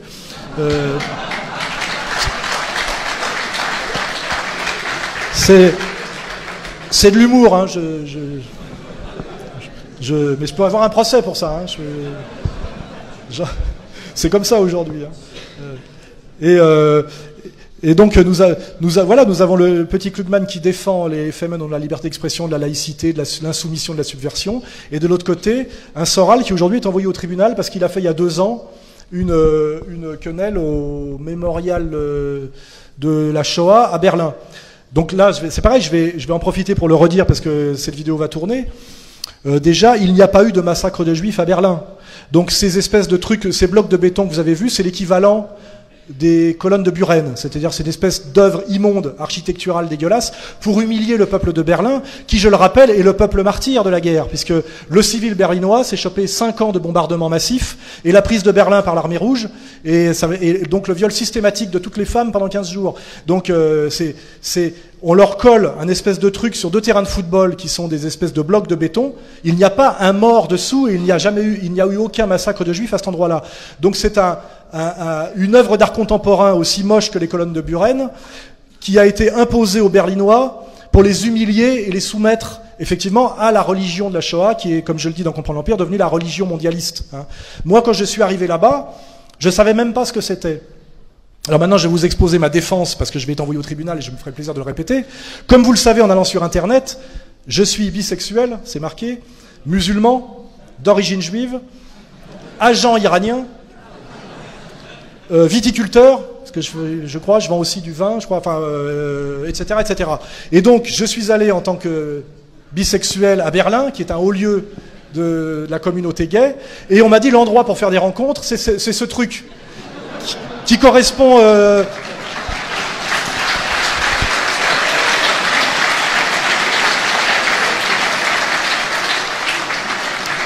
et qui correspond à ce que pour les homosexuels, parce que nous ne sommes pas homophobes, correspond à ce qu'on appelle les tasses. Dans le temps, les gens se retrouvaient autour des pissotières. Donc c'est une espèce de pissotière géante où les homosexuels de toute l'Europe se retrouvent, et vous pouvez vérifier qu'il y a des tas de photos d'homosexuels qui sont faites dans ce lieu-là, avec leur nom, 2-3 détails techniques, etc. Et moi j'y suis allé, et j'ai fait ce geste, qui est le geste du fist fucking, vous le savez. Parce qu'à l'époque, il y a 2 ans, Monsieur Kuckerman n'avait pas décrété que c'était un signe nazi inversé. Hein, voilà. Donc normalement, si je vais au tribunal, je dirais je trouve cette homophobie un peu dégueulasse.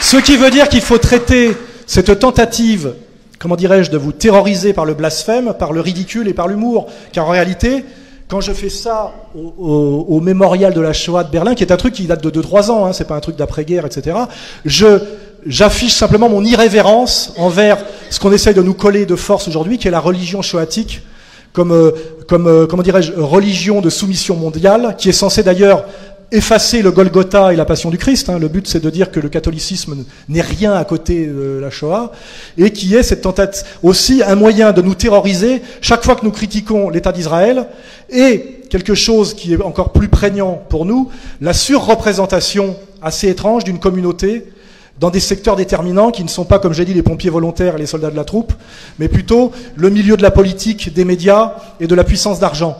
Et chaque fois que vous vous étonnez effectivement de cette surreprésentation, d'une certaine omniprésence et d'une certaine omnipotence, qui amène à la liste de Cohen, hein, parce qu'à la fin, c'est non seulement on a toutes les places, mais on interdit les places aux autres, effectivement, on vous ressort la Shoah, et là vous êtes censé faire comme Monsieur Hollande, aller vous prosterner à Yad Vashem et à demander pardon. Et là, on est dans ce qu'on appelle l'hérésie. Et ça a beaucoup à voir avec ce qu'on nous a vendu, qui est d'ailleurs un peu une escroquerie, l'Inquisition, vous voyez. Et à un moment donné, il faut dire, au nom de la laïcité, du bon sens et de la réalité historique, je ne veux pas me soumettre à la religion de la Shoah. Je compatis...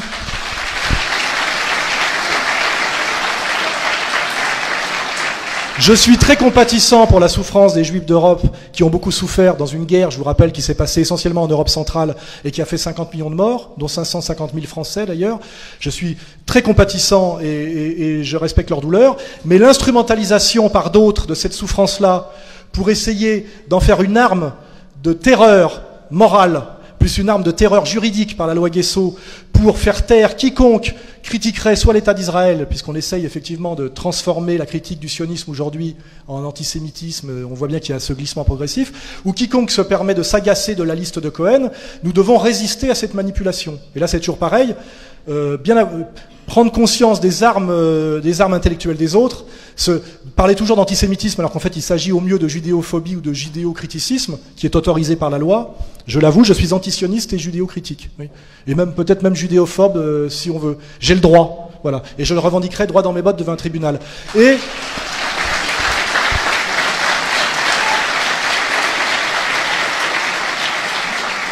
par ailleurs, je reconnais la citoyenneté pleine et entière de tous les Juifs de France et je reconnais totalement, conformément à le droit, enfin la liberté de culte. Hein, s'il ne m'est jamais venu à l'idée, moi, contrairement aux Femen, de rentrer dans une synagogue la tête découverte et de proférer des mots grossiers. Je remarque d'ailleurs que les Femen ne se sont jamais pris à une synagogue.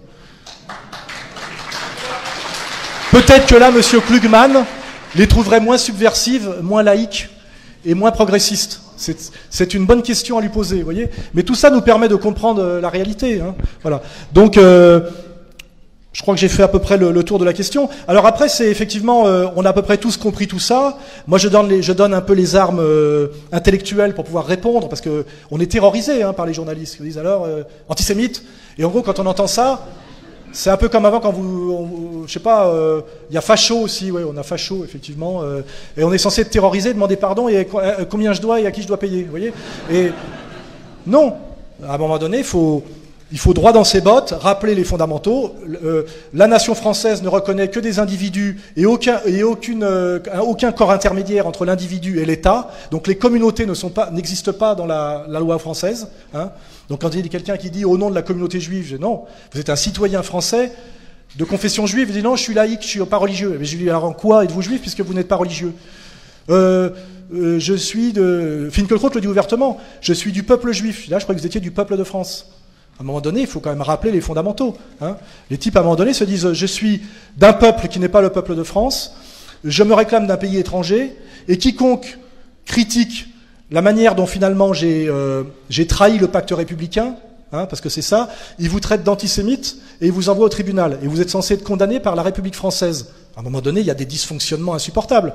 Donc moi, je vous le dis, vous le verrez dans les temps à venir, je vais me sacrifier un peu pour amener ça... comment dirais-je, au devant de la scène, j'irai droit dans mes bottes au tribunal et je dirai tout ça. Et c'est fondamental que vous tous maîtrisiez ce vocabulaire et ces articulations, parce que c'est ça qu'il faut répondre droit dans ses bottes à un journaliste, en général abruti, comme je vous le dis, un journaliste aujourd'hui c'est une pute ou un chômeur. Donc je le sais moi-même, je viens du journalisme, hein, j'en ai fait pendant des années et des années. Quand on voit la bêtise des questionnements des journalistes aujourd'hui, il faut à un moment donné répondre froidement et calmement, comme je le fais en ce moment. Il n'y a aucune raison de se laisser terroriser. Je rappelle que moi, Dieudonné, sommes nés 20 ans après la guerre. Hein, donc, je rappelle que dans le monde laïque contemporain, il n'y a pas de responsabilité collective et transmissible. Hein. Ça, c'est le monde de la vendetta. Vous savez, c'est le monde tribal. Hein. C'est-à-dire que vous n'êtes pas responsable de ce qu'ont fait des gens il y a 50 ans, sous prétexte que vous êtes de la même nation qu'eux. Et on n'a pas le droit de punir le cousin ou le petit-fils de quelqu'un pour ce qu'il a fait. Qui aujourd'hui, quand on voit Arnaud Klarsfeld dirige une association des fils et petits-fils de déportés. C'est-à-dire qu'il se réclame d'une souffrance qui n'est pas la sienne. Ça n'existe pas dans nos valeurs à nous, vous voyez. Hein, ça, c'est le monde tribal, c'est le monde pré-universaliste et pré-moderne. Hein. Donc on a tous ces mensonges sémantiques, tous ces mensonges intellectuels qu'il faut absolument réarticuler. Pour nous, on rappelle simplement ce qu'est la République française, le droit français, la Constitution française, etc., etc. Et nous devons tous le faire calmement, avec un peu d'humour en plus, parce que c'est tellement triste et ridicule qu'autant en rire, et de manière, je dirais, effectivement solidaire, hein, qui est aussi une des questions que j'ai pas encore abordées, qui à l'époque, il y avait toujours les antisionistes d'extrême gauche, qui détestaient soi-disant les antisionistes qui stigmatisaient d'extrême droite, donc en même temps qu'ils étaient pro-palestiniens, ils étaient encore antifascistes, etc., ce qui fait que dans ce diviser pour régner, tous les combats s'annulaient eux-mêmes. Aujourd'hui, je pense que l'heure est suffisamment grave pour qu'il y ait une union sacrée, sur des fondamentaux que nous partageons tous, car moi je prétends que l'accusation d'extrême droite est une injure, est une escroquerie. Hein. Je ne vois pas pourquoi on traiterait Marine Le Pen d'extrême droite, et en disant, d'ailleurs, nos adversaires disent parce qu'elle est la fille de son père. Donc c'est la transmission héréditaire du contenu idéologique. Tout ça c'est du racialisme. Hein. De prétendre qu'on peut transmettre par le sang un contenu intellectuel, c'est la définition même du racisme. Hein. C'est comme quand un petit type du Bétard, qui en général vend des jeans dans le sentier, vous dit « Moi je suis du peuple de Einstein », je dis « Ouais mais toi t'as un QI de 80 ». Tu vois ce que je veux dire Et ce type prétend en gros qu'il a en lui le génie d'Einstein parce que il serait juif séfarade. Il se trouve que l'autre en plus est un ashkénaze de culture allemande. Mais enfin voilà, il faut à un moment donné remettre tous ces escrocs et ces abrutis à leur place, non pas au nom d'Adolf Hitler, mais au nom des principes de la République française, de la démocratie et de l'antiracisme authentique. C'est tout le travail qu'on doit faire, c'est tout. Et ne pas se laisser terroriser. Pour ça, je vous le dis, nous sommes les plus nombreux en réalité. Hein. La petite oligarchie qui nous méprise et nous martyrise en ce moment, ils ont la main sur l'appareil d'État, mais ils sont très très peu nombreux, très illégitimes et très peu respectables. Hein. Il suffit de les regarder. Hein. Et l'appareil policier qui leur obéit, prenant conscience qu'ils font un travail qui n'est pas un travail de maintien de l'ordre républicain, mais un travail finalement de milice communautaire, et qu'on a donc détourné leur mission, commence à s'agacer de plus en plus. C'est pas pour rien que dans mes vidéos du mois, je vous montre des maillots de policiers, de pompiers, de militaires, etc. Ils en ont marre de faire le tapin pour des gens qui ont usurpé le pouvoir. Et ça, c'est une arme que nous avons. C'est que si je regarde ce qui se passe un peu en Italie en ce moment, on voit à un moment donné, on envoie l'équivalent des CRS italiens sur les manifestants, et à un moment donné, ils enlèvent leur casque. Et n'oubliez pas que le virage révolutionnaire, c'est au moment où la petite élite oligarchique, retranchée dans son château, demande à l'armée de tirer sur la foule, et que l'armée fraternise avec la foule. À ce moment-là, la petite élite oligarchique a 5 minutes pour faire ses bagages. Hein. Voilà.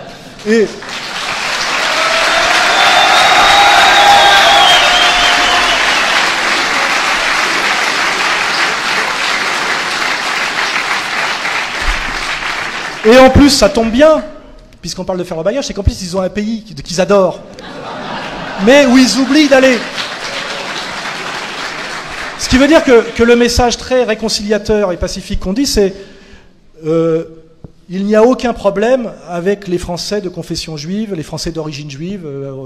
C'est un problème individuel de savoir le lien qu'on a avec une origine, je dirais, qui est culturelle, voire même ethnoculturelle, mais ceux qui pensent qu'ils sont le peuple élu, que ça se transmet par le sang de la mer, et que, comme il est écrit dans leur lecture littéraliste de la Torah, leur destin est de soumettre les nations du monde pour nous réduire en esclavage, car c'est les contenus objectifs de l'Ancien Testament, et qu'ils le feront par le mensonge et le vol, comme ce qui est le contenu objectif du Talmud, ces gens-là, je leur dis, faites votre alia. Il y a un pays, effectivement, qui applique cette vision du monde, c'est Israël. Partez en Israël, il paraît qu'il manque de bras là-bas pour martyriser les Palestiniens. Mais arrêtez de nous faire chier en France, car en France, nous sommes immensément majoritaires et nous ne sommes pas totalement des lavettes et des soumis. Hein. On est gentils, mais à un moment donné, trop c'est trop. Voilà. Donc ce message, il est là. Et je pense que ce message est compris par tout le monde. Hein. Ceux qui ont cette vision racialo-théologico-militaire, ils ont un pays de leur rêve qu'ils ont à la bouche toute la journée d'ailleurs, qu'ils y aillent. Et là, moi, je dis presque respect. Vous voyez, vous mettez vos actes au bout de vos idées. Mais passer leur temps comme ils le font avec moi, là, la LDJ, qui me menace quotidiennement de me ratonner sous prétexte que je ne me soumets pas à leur vision suprémaciste raciale dans mon propre pays, et prétendent en plus, quand ça tourne mal pour eux, aller se réfugier derrière les policiers et demander la protection de la police française, parce que c'est à peu près ça qu'ils font. Vous avez vu récemment au tribunal, hein. Je dis là, c'est trop. Et je dis simplement à monsieur Manuel Valls, vous êtes ministre de l'Intérieur, vous êtes ministre de la Police, il y a des fondamentaux à respecter, vous n'êtes pas le chef d'une milice communautaire. À un moment donné, vous aurez du mal à vous faire obéir si vous allez trop loin. Voilà. Et ça, là-dessus, il faut être intransigeant et rassurer, je le dis absolument, les Français d'origine juive, de confession juive, il n'y a aucun problème. Mon dentiste Naon, j'en suis très content et je compte pas le quitter, vous voyez. Et d'ailleurs, il m'a jamais traité de nazi en me soignant les molaires, vous voyez. En réalité, il n'y a pas de violence, on le voit quand on connaît le terrain. Tout ça est très manipulé parce qu'on sait que ce sont les associations juives officielles qui fournissent à l'appareil d'État les statistiques d'agression. En fait, ils les inventent. On sait très bien, pour ceux qui fréquentent les quartiers, qu'il y a très peu de violences intercommunautaires, malgré toutes les manipulations. C'est même étrange qu'il y en ait si peu, ce qui est très rassurant. Hein. Donc en réalité, il n'y a pas de problème. C'est ça que je dis, il n'y a pas de problème. On a les solutions. Les solutions, c'est respecter finalement la loi française intégralement. Et les problèmes sont une manipulation d'une petite oligarchie qui veut, étant illégitime, continuer à régner en nous manipulant, en nous terrorisant, en nous montant les uns contre les autres. Donc, et ces gens-là sont très peu nombreux et en réalité très peu courageux. Je ne pense pas que Bernard-Henri Lévy se battrait très longtemps si à un moment donné on lui réexpliquait correctement les fondamentaux de la République française. En plus, il a des lieux de villégiature sur la terre entière. On leur dit simplement, arrêtez de nous faire chier, foutez-nous la paix, et tout se passera bien. Voilà. Et je pense que je vais terminer là-dessus, parce que sinon, de quoi je pourrais parler d'autre? De la crise économique, mais je crois que vous connaissez à peu près tout ça très bien. Je pense que plutôt, maintenant, le jeu serait peut-être... il est prévu de poser des questions, non? Ouais, parce que en général, les gens aiment bien s'exprimer. Oui, Esteban qui est en tôle. J'ai fait un don, j'ai relayé les vidéos de Serge Ayoub. Oui, bien sûr, c'est un des scandales, effectivement. Mais ça, vous voulez que j'en parle? Ça a plus à voir avec l'extrême gauche, effectivement. Oui. Parce que c'est vrai que j'ai un problème que j'ai pas abordé parce qu'ils sont plus calmes en ce moment. Quoique, ils m'ont agressé aussi cette année, physiquement. On a aussi, dans cette période de troubles et de manipulation, une certaine réactivation de ce qu'on appelle l'extrême gauche, les soi-disant antifascistes, qui sont là, effectivement, pour essayer de prolonger cette mainmise de la gauche socialiste sur les quartiers et ces pseudo-catégories. Effectivement, je vous ai parlé tout à l'heure du mensonge de l'accusation d'antisémitisme, le mensonge de l'accusation de fasciste et le mensonge de l'antifascisme institutionnel. On est aujourd'hui dans un antifascisme sans fasciste, où on a par contre des petits nervis, dont quand on remonte les financements, ça remonte en général plutôt au camp atlantiste et même à la CIA, qui sont chargés de faire régner pareil la terreur par la violence, en général sur les campus universitaires, et à martyriser physiquement les jeunes qui se trouvent encore patriotes. Alors ce qui est intéressant dans cette extrême gauche, c'est qu'elle a perdu aussi récemment les jeunes des quartiers.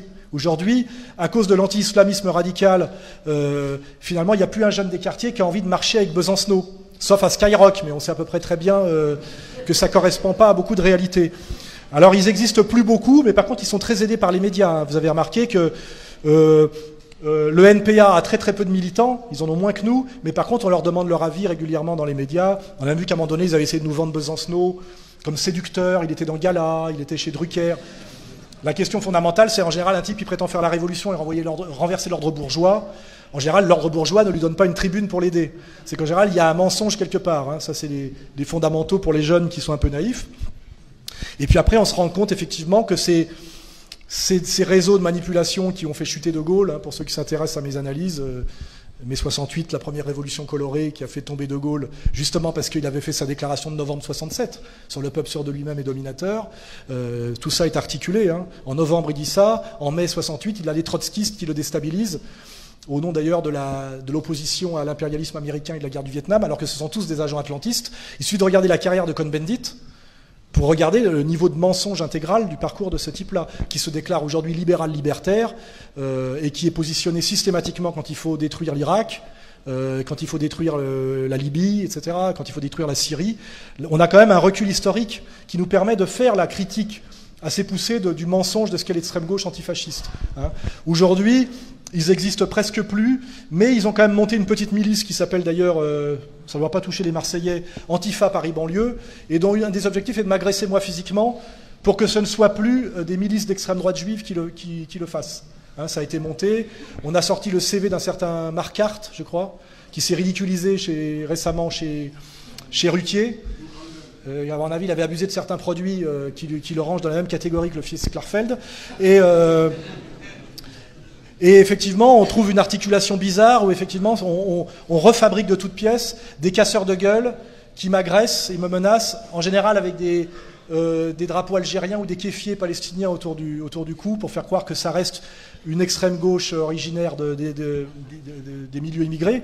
Alors que quand ils se sont attrapés, puisqu'ils se sont fait attraper une fois sur les 2 fois où ils ont monté un commando contre moi, il n'y en avait pas un qui venait de banlieue, ils étaient tous du 14e arrondissement et du 4e arrondissement de Paris, et leur boulot c'était pion dans des lycées, donc là on voit bien le réseau éducation nationale, réseau Trotskar, etc. Et il y en avait même qui avait un boulot à Beaubourg, vous voyez. Donc je ne crois pas, moi, qu'un jeune de cité puisse avoir un boulot à Beaubourg sans passer par des réseaux qui ont beaucoup à voir avec ces réseaux de trotskistes qui ont la haute main sur l'éducation nationale et ces petits boulots. Et surtout, il n'y en a aucun qui venait de banlieue. Et aujourd'hui, donc, on a l'effondrement de ce mensonge de ce qu'on appelle l'extrême gauche, effectivement, qui sont encore utilisés par le système et aidés par le système, mais qui ont quand même beaucoup perdu la main sur notamment les quartiers. Parce qu'avant, ils faisaient faire le sale boulot par les jeunes... toujours d'ailleurs cette division raciale du travail. C'était des petits bourgeois blancs qui envoyaient des Français d'origine immigrée, en les manipulant, casser la gueule à des types du Front National. Vous voyez, on avait beaucoup ça. Ça nous rappelle la haine de Mathieu Kassovitz, qui me traite récemment sur Facebook d'enculé, je crois. Parce qu'il était venu me voir, lui. Il m'avait dit, Alain, c'est bien ce que tu fais, mais c'est un peu dangereux pour les Juifs. J'ai dit, tu t'es posé la question de toi, comme c'était dangereux pour les Blancs, les Français de souche en banlieue, quand dans ton film, t'as mis des espèces de personnages, de skinhead, des trucs complètement fantasmatiques. C'est marrant, ces gens-là s'inquiètent du danger quand c'est un danger pour eux. La mise en danger des autres ne leur pose jamais aucun problème. Voilà. Et moi, j'ai dit...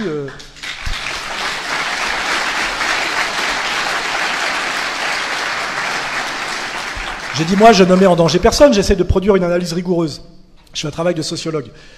Voilà, donc libre à toi de te joindre à nous. Et en fait, ce qui a agacé ces jeunes-là, toujours issus d'une certaine communauté d'ailleurs, c'est qu'ils avaient perdu le contrôle de la jeunesse des banlieues. Et d'ailleurs, c'est comme, je vais faire une petite aparté, aujourd'hui je me fais traiter de maître à penser de Dieudonné. Ce qui est marrant, c'est que ces gens qui disent ça sont tellement racistes, qu'ils se disent, si c'est plus nous qui avons le contrôle sur le nègre, c'est forcément quelqu'un d'autre. C'est-à-dire que l'idée que Dieudonné puisse penser par lui-même...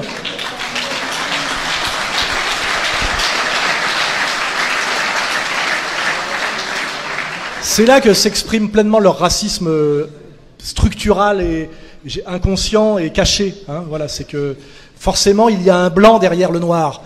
Et si c'est pas un blanc ashkénaze du CRIF, ça serait un blanc nazi. Vous voyez, parce que évidemment dans leur monde il y a des nazis et des sionistes. Vous voyez, comme si le monde se réduisait à un combat entre nazis et sionistes. En réalité, on a bien d'autres problèmes de vie quotidienne. Voilà. Donc, sur le jeune Esteban, pour finir, effectivement, c'est une histoire assez tragique d'un jeune militant un peu engagé qui, effectivement, subit une provocation, se défend. Il y a un drame, c'est-à-dire un mort, parce que c'est un type fragile qu'on envoie en première ligne alors qu'il est leucémique et qui fait 40 kilos. Donc il y a vraiment volonté de l'envoyer au casse-pipe, hein, parce que moi, un gars comme ça, je lui dis de rester derrière. Hein. Et il était de toutes les manifs où il y avait des coups à prendre depuis des mois et des mois. Et d'un seul coup, Monsieur Valls, pareil, dissout des associations, dont l'œuvre française qui existe depuis des décennies et qui n'a jamais... dissout de l'œuvre française de Monsieur Sidos, qui est un truc dormant. Je crois, quel âge a Monsieur Sidos ? 80 ans ouais, en fait, pour montrer que la République française lutte contre la menace fasciste. On en est là. Et après, en mentant, en disant que ce jeune Méric a été massacré par des géants nazis qui avaient des croix gammées tatouées sur la tête, alors que l'autre fait 60 kilos. Et toujours le truc, je me suis intéressé à cette histoire, les médias qui viennent filmer l'immeuble où habite sa fiancée, qui ne peut même plus y mettre les pieds parce qu'il y a des commentos qui l'attendent en bas de chez elle pour la ratonner, comme on a filmé l'école des enfants de Dieudonné. Toujours ces processus dégueulasses de mettre en danger les gens, de mentir, et on a un jeune qui finalement est tombé dans... C'est une histoire de fait divers, il aurait dû être relâché et simplement sous contrôle judiciaire, qui se retrouve encore aujourd'hui en prison, hein, toujours en prison, qui sera peut-être d'ailleurs libéré à l'audience lors de son procès, puisqu'en fait depuis la police a bien montré qu'il avait fait que se défendre, qu'il n'y avait pas de point américain, qu'ils étaient à 3 contre 2 les autres, et que finalement l'autre n'a pris qu'un seul coup, mais étant malade et très fragile, c'est ce qu'on appelle un accident lié à une bagarre de jeunes dont ils n'ont pas eux-mêmes que Esteban n'a pas lui-même déclenché en réalité. Et tout ça a été maquillé. Et c'est ce qui est très dégoûtant, moi, ce qui me dégoûte chez les types d'extrême gauche, ce qui rejoint beaucoup d'ailleurs les gens de la LICRA et du CRIF, c'est la capacité qu'ils ont à mentir. Moi, j'ai un truc que je respecte chez les gens, c'est d'affirmer ses convictions honnêtement. Ils sont allés pleurnicher dans les médias en disant qu'ils avaient vu se faire massacrer, qu'ils avaient vu des croix gammées. Ils mentaient ouvertement, ces petits salauds là, d'extrême gauche. Je veux dire, on peut mener un combat politique, on n'est pas obligé de mentir systématiquement. Or, le point commun qu'il y a entre ces sionistes et ces gens d'extrême gauche, qui sont très très liés en réalité quand on remonte les articulations, les manipulations, c'est qu'ils pratiquent le mensonge systématique. On a encore Besancenot qui a fait un numéro l'autre jour en disant un jeune combattant antifasciste assassiné. Non, pourquoi mentir toujours? Il me semble que nous ne mentons pas. Je veux dire, on essaye de dire la réalité telle qu'elle est, on affirme nos positions, on raconte pas ce genre de trucs. Et ça, c'est pour finir la digression sur l'extrême gauche. Moi, c'est pour ça que j'ai fait, vous le savez, j'ai organisé une rencontre entre Dieudonné et Ayoub. Il y a eu une vidéo qui a été faite en commun, qui était d'ailleurs toujours pareil, une vidéo de réconciliation. C'est des gens qui ont des parcours différents, mais qui à un certain âge, puisqu'ils ont tous les deux 45 ans, se disent on est tous les deux français, on a eu une jeunesse un peu tumultueuse, il faut aussi être capable de pardonner. Je rappelle que ni pardon ni oubli, c'est pas notre idéologie. Hein. Et ce qui est marrant, c'est que ni pardon ni oubli, c'est une affirmation tribaliste juive et qu'on la retrouve sur les affiches de l'extrême gauche, à propos de l'affaire Méric. Nous, c'est le pardon. Hein. C'est la compassion, la commisération, le pardon des péchés, le pardon des offenses, etc. Et on peut avoir une jeunesse tumultueuse. Ici, il y a sans doute des gens qui, à 20 ans, se seraient tapés sur la gueule. Ils ont fait un parcours de vie, et aujourd'hui, ils se disent, bon, bah, finalement, on a plus de points communs, on appartient au même pays, etc. Il est étrange que des gens veulent à tout prix maintenir éternellement une violence et un désir de vengeance. Et je fais remarquer que les valeurs positives qui sont les nôtres, que ce soit d'ailleurs des valeurs religieuses ou laïques, c'est la justice, c'est l'honneur, ce n'est pas la vengeance, la manipulation et le mensonge. Hein. Et là, par ces catégories, on peut définir les gens. Voilà.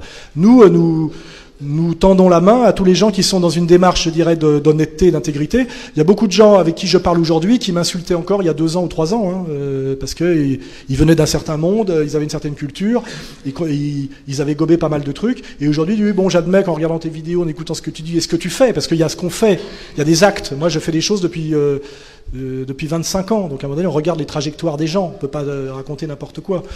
Et en général, ça se passe bien. Donc moi, je vais essayer de finir là-dessus et qu'on passe aux questions, parce que je commence à fatiguer. C'est que rien ne s'oppose à la grande réconciliation nationale des gens de toutes origines, du moment qu'on est sur des fondamentaux qui sont des universaux, qui est l'honnêteté, tout simplement l'honnêteté, une certaine fidélité à ses valeurs, un certain sens de l'honneur, un certain respect de la parole, etc. Et les gens qui ne respectent pas ça, on voit très bien qui c'est. Hein, les gens qui mentent systématiquement, qui s'acharnent systématiquement sur les gens fragilisés. Il n'y a aucune fierté à s'acharner sur quelqu'un qui est à terre. Hein, je veux dire, c'est pour ça que même moi j'ai du mal à dire du mal de Nab, parce que je le trouve tellement aujourd'hui petit, insignifiant, que je me dis, un bon chrétien, parce que ma référence suprême sera Bayard, hein, c'est-à-dire français sans peur et chrétien sans reproche, normalement ne doit pas s'acharner sur un être finalement fragilisé ou dépressif. Voilà. Et je pense que ces valeurs-là, nous les partageons tous. Hein, nous les partageons tous et toutes. Voilà. Et bon, c'est là-dessus que je finirai. Et c'est ça pour moi qui fait que nous sommes les bons, nous sommes les héros du film, et sans doute nous finirons par gagner. Voilà. Merci Alain.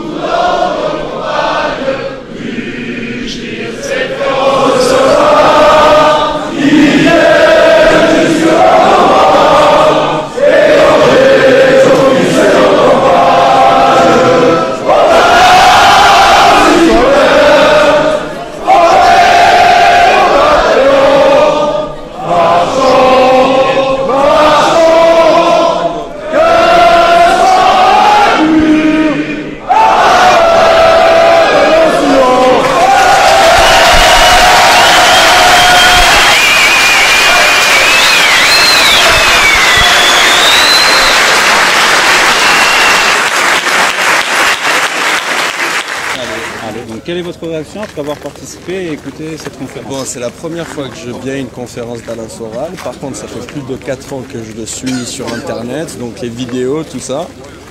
Donc par rapport à tout ce qu'il a dit, c'est des concepts qui apparaissent déjà dans ses vidéos. Ce qui était justement intéressant, c'est de voir les énergies saines qu'il y avait dans la population qui est derrière, qui représente le soutien. Donc il y a un vrai phénomène populaire que je ressens moi comme ça, comme une vraie démarche de résistance qui fait tomber tous les préjugés des gens qui pensent que c'est du business justement, que c'est tout un système, une secte. Voilà, une secte, alors que non, c'est vraiment, on ressent une union une et indivisible, tout en reconnaissant les individualités de chacun, chose que ne font pas les partis politiques. Exactement. Donc voilà, ça j'étais content pour ça. Alors avant tout, une grande note d'espoir, parce que je me suis retrouvé au milieu d'un public clairsemé, une grande foule, une grande affluence. Donc ça déjà c'était un énorme point positif. Ce qui aurait été terrible, ça aurait été de trouver une seule catégorie de la population, une salle vide, ce qui a été exactement le contraire. Donc l'affluence était là. Alain Soral était égal à lui-même. Il a développé tous ses thèmes avec son grand talent d'orateur tel qu'on le connaît. Et évidemment, il n'a pas été avare en vérité. Il est venu pour dire ce qu'il avait à dire. Il nous a encore démontré qu'on ne s'était pas déplacé pour rien. Évidemment, il a été à milieu de ce que la place habituelle des médias nous balance tous les jours. Donc bien entendu, il était là aussi pour faire réveiller les consciences, chose très importante. Il nous a rappelé à quel point il y a de la manipulation à tous les niveaux. Et surtout, il nous a rappelé qu'est-ce qui lui en coûtait chaque jour, à lui comme à Dieudonné. Petit big up à Dieudonné pour le coup de fil, c'était pas mal ça aussi. Donc ça, c'était un bon point positif, vraiment. Donc du coup, fin d'interview, quelle est votre réaction après avoir écouté et participé à cette conférence? Qu'est-ce que vous en retenez? Notre réaction, c'est qu'on vaincra. Quoi qu'il arrive, on vaincra. On ne peut pas perdre. C'est un peu optimiste ça quand même. Ah ben plus qu'optimiste, même si on meurt, on vaincra quand même. Oh non, mais le temps, vous calme-toi. Il est trop subversif.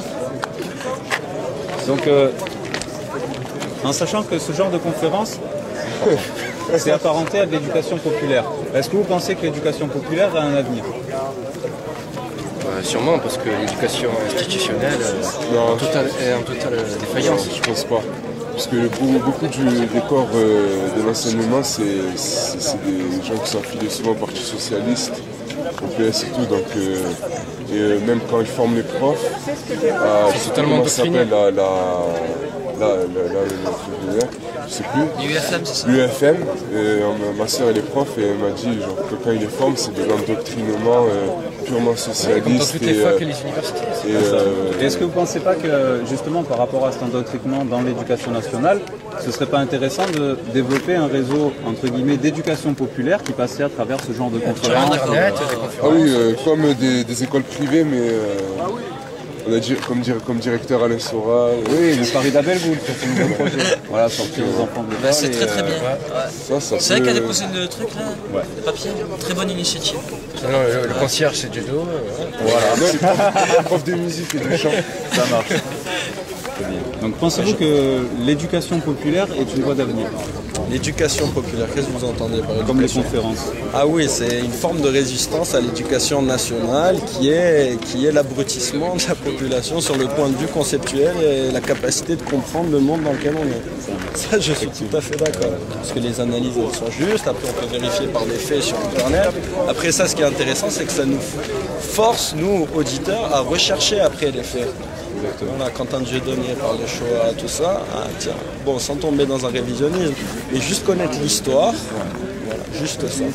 Critiquer la loi Guesso, des choses comme ça, pour savoir d'où on vient, nous, êtres humains présents dans ce contexte, et vers où on va. Parce que le politique nous aveugle et fait croire que c'est nous, on est fous, on est pas aptes à travailler, marginaux. Voilà. Ça marche.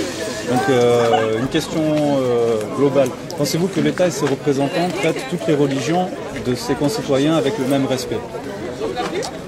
Alors, je n'ai jamais assisté à un meeting politique, donc je ne sais pas, mais vu comment fonctionnent les institutions, et je l'observe donc dans la sociologie de terrain, c'est-à-dire le réel, le comportement des communautés qui se disent religieuses, eh ben non, il y a une hiérarchie.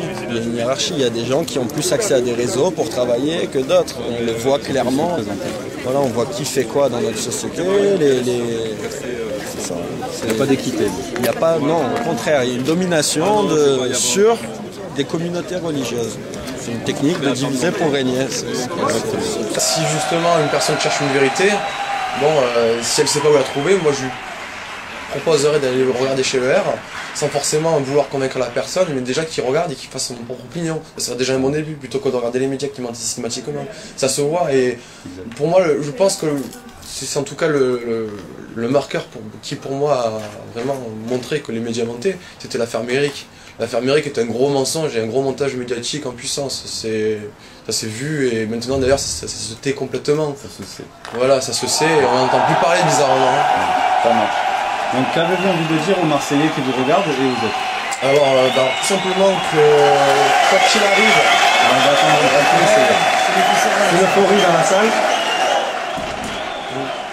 Bizarrement, quand Hollande il est passé, ça s'est pas passé comme ça. Ouais. Parce qu'on voyait là, c'est du dos, ça parle de dos. Et donc, qu'est-ce que j'ai envie de dire aux Marseillais? Tout simplement déjà que quoi qu'il en soit, il faut pas perdre, il faut pas rester dans les mensonges des médias. Il faut penser par soi-même, parce que c'est le plus important, pas nous dicter ce que nous-mêmes devons penser. Et dans tous les cas, il faut donc, comme le thème d'aujourd'hui c'est l'insoumission généralisée, continuer à se battre, et jusqu'au jour où peut-être éventuellement, en espérant que ça porte ses fruits, qu'on se retrouve débarrassé d'un gouvernement complètement véreux. Il faut dire ce qu'il est au bout d'un moment, on ne peut plus mettre des gants. Ça marche. Donc une question d'ordre général par rapport à la religion, est-ce que vous pensez que l'État traite toutes les religions de façon impartiale et avec le même respect? Trop facile. Non. Certainement pas. Mais je pense qu'elle les traite toutes de manière abjecte. Toutes les religions, même le judaïsme. Parce que la laïcité, c'est contre toutes les religions.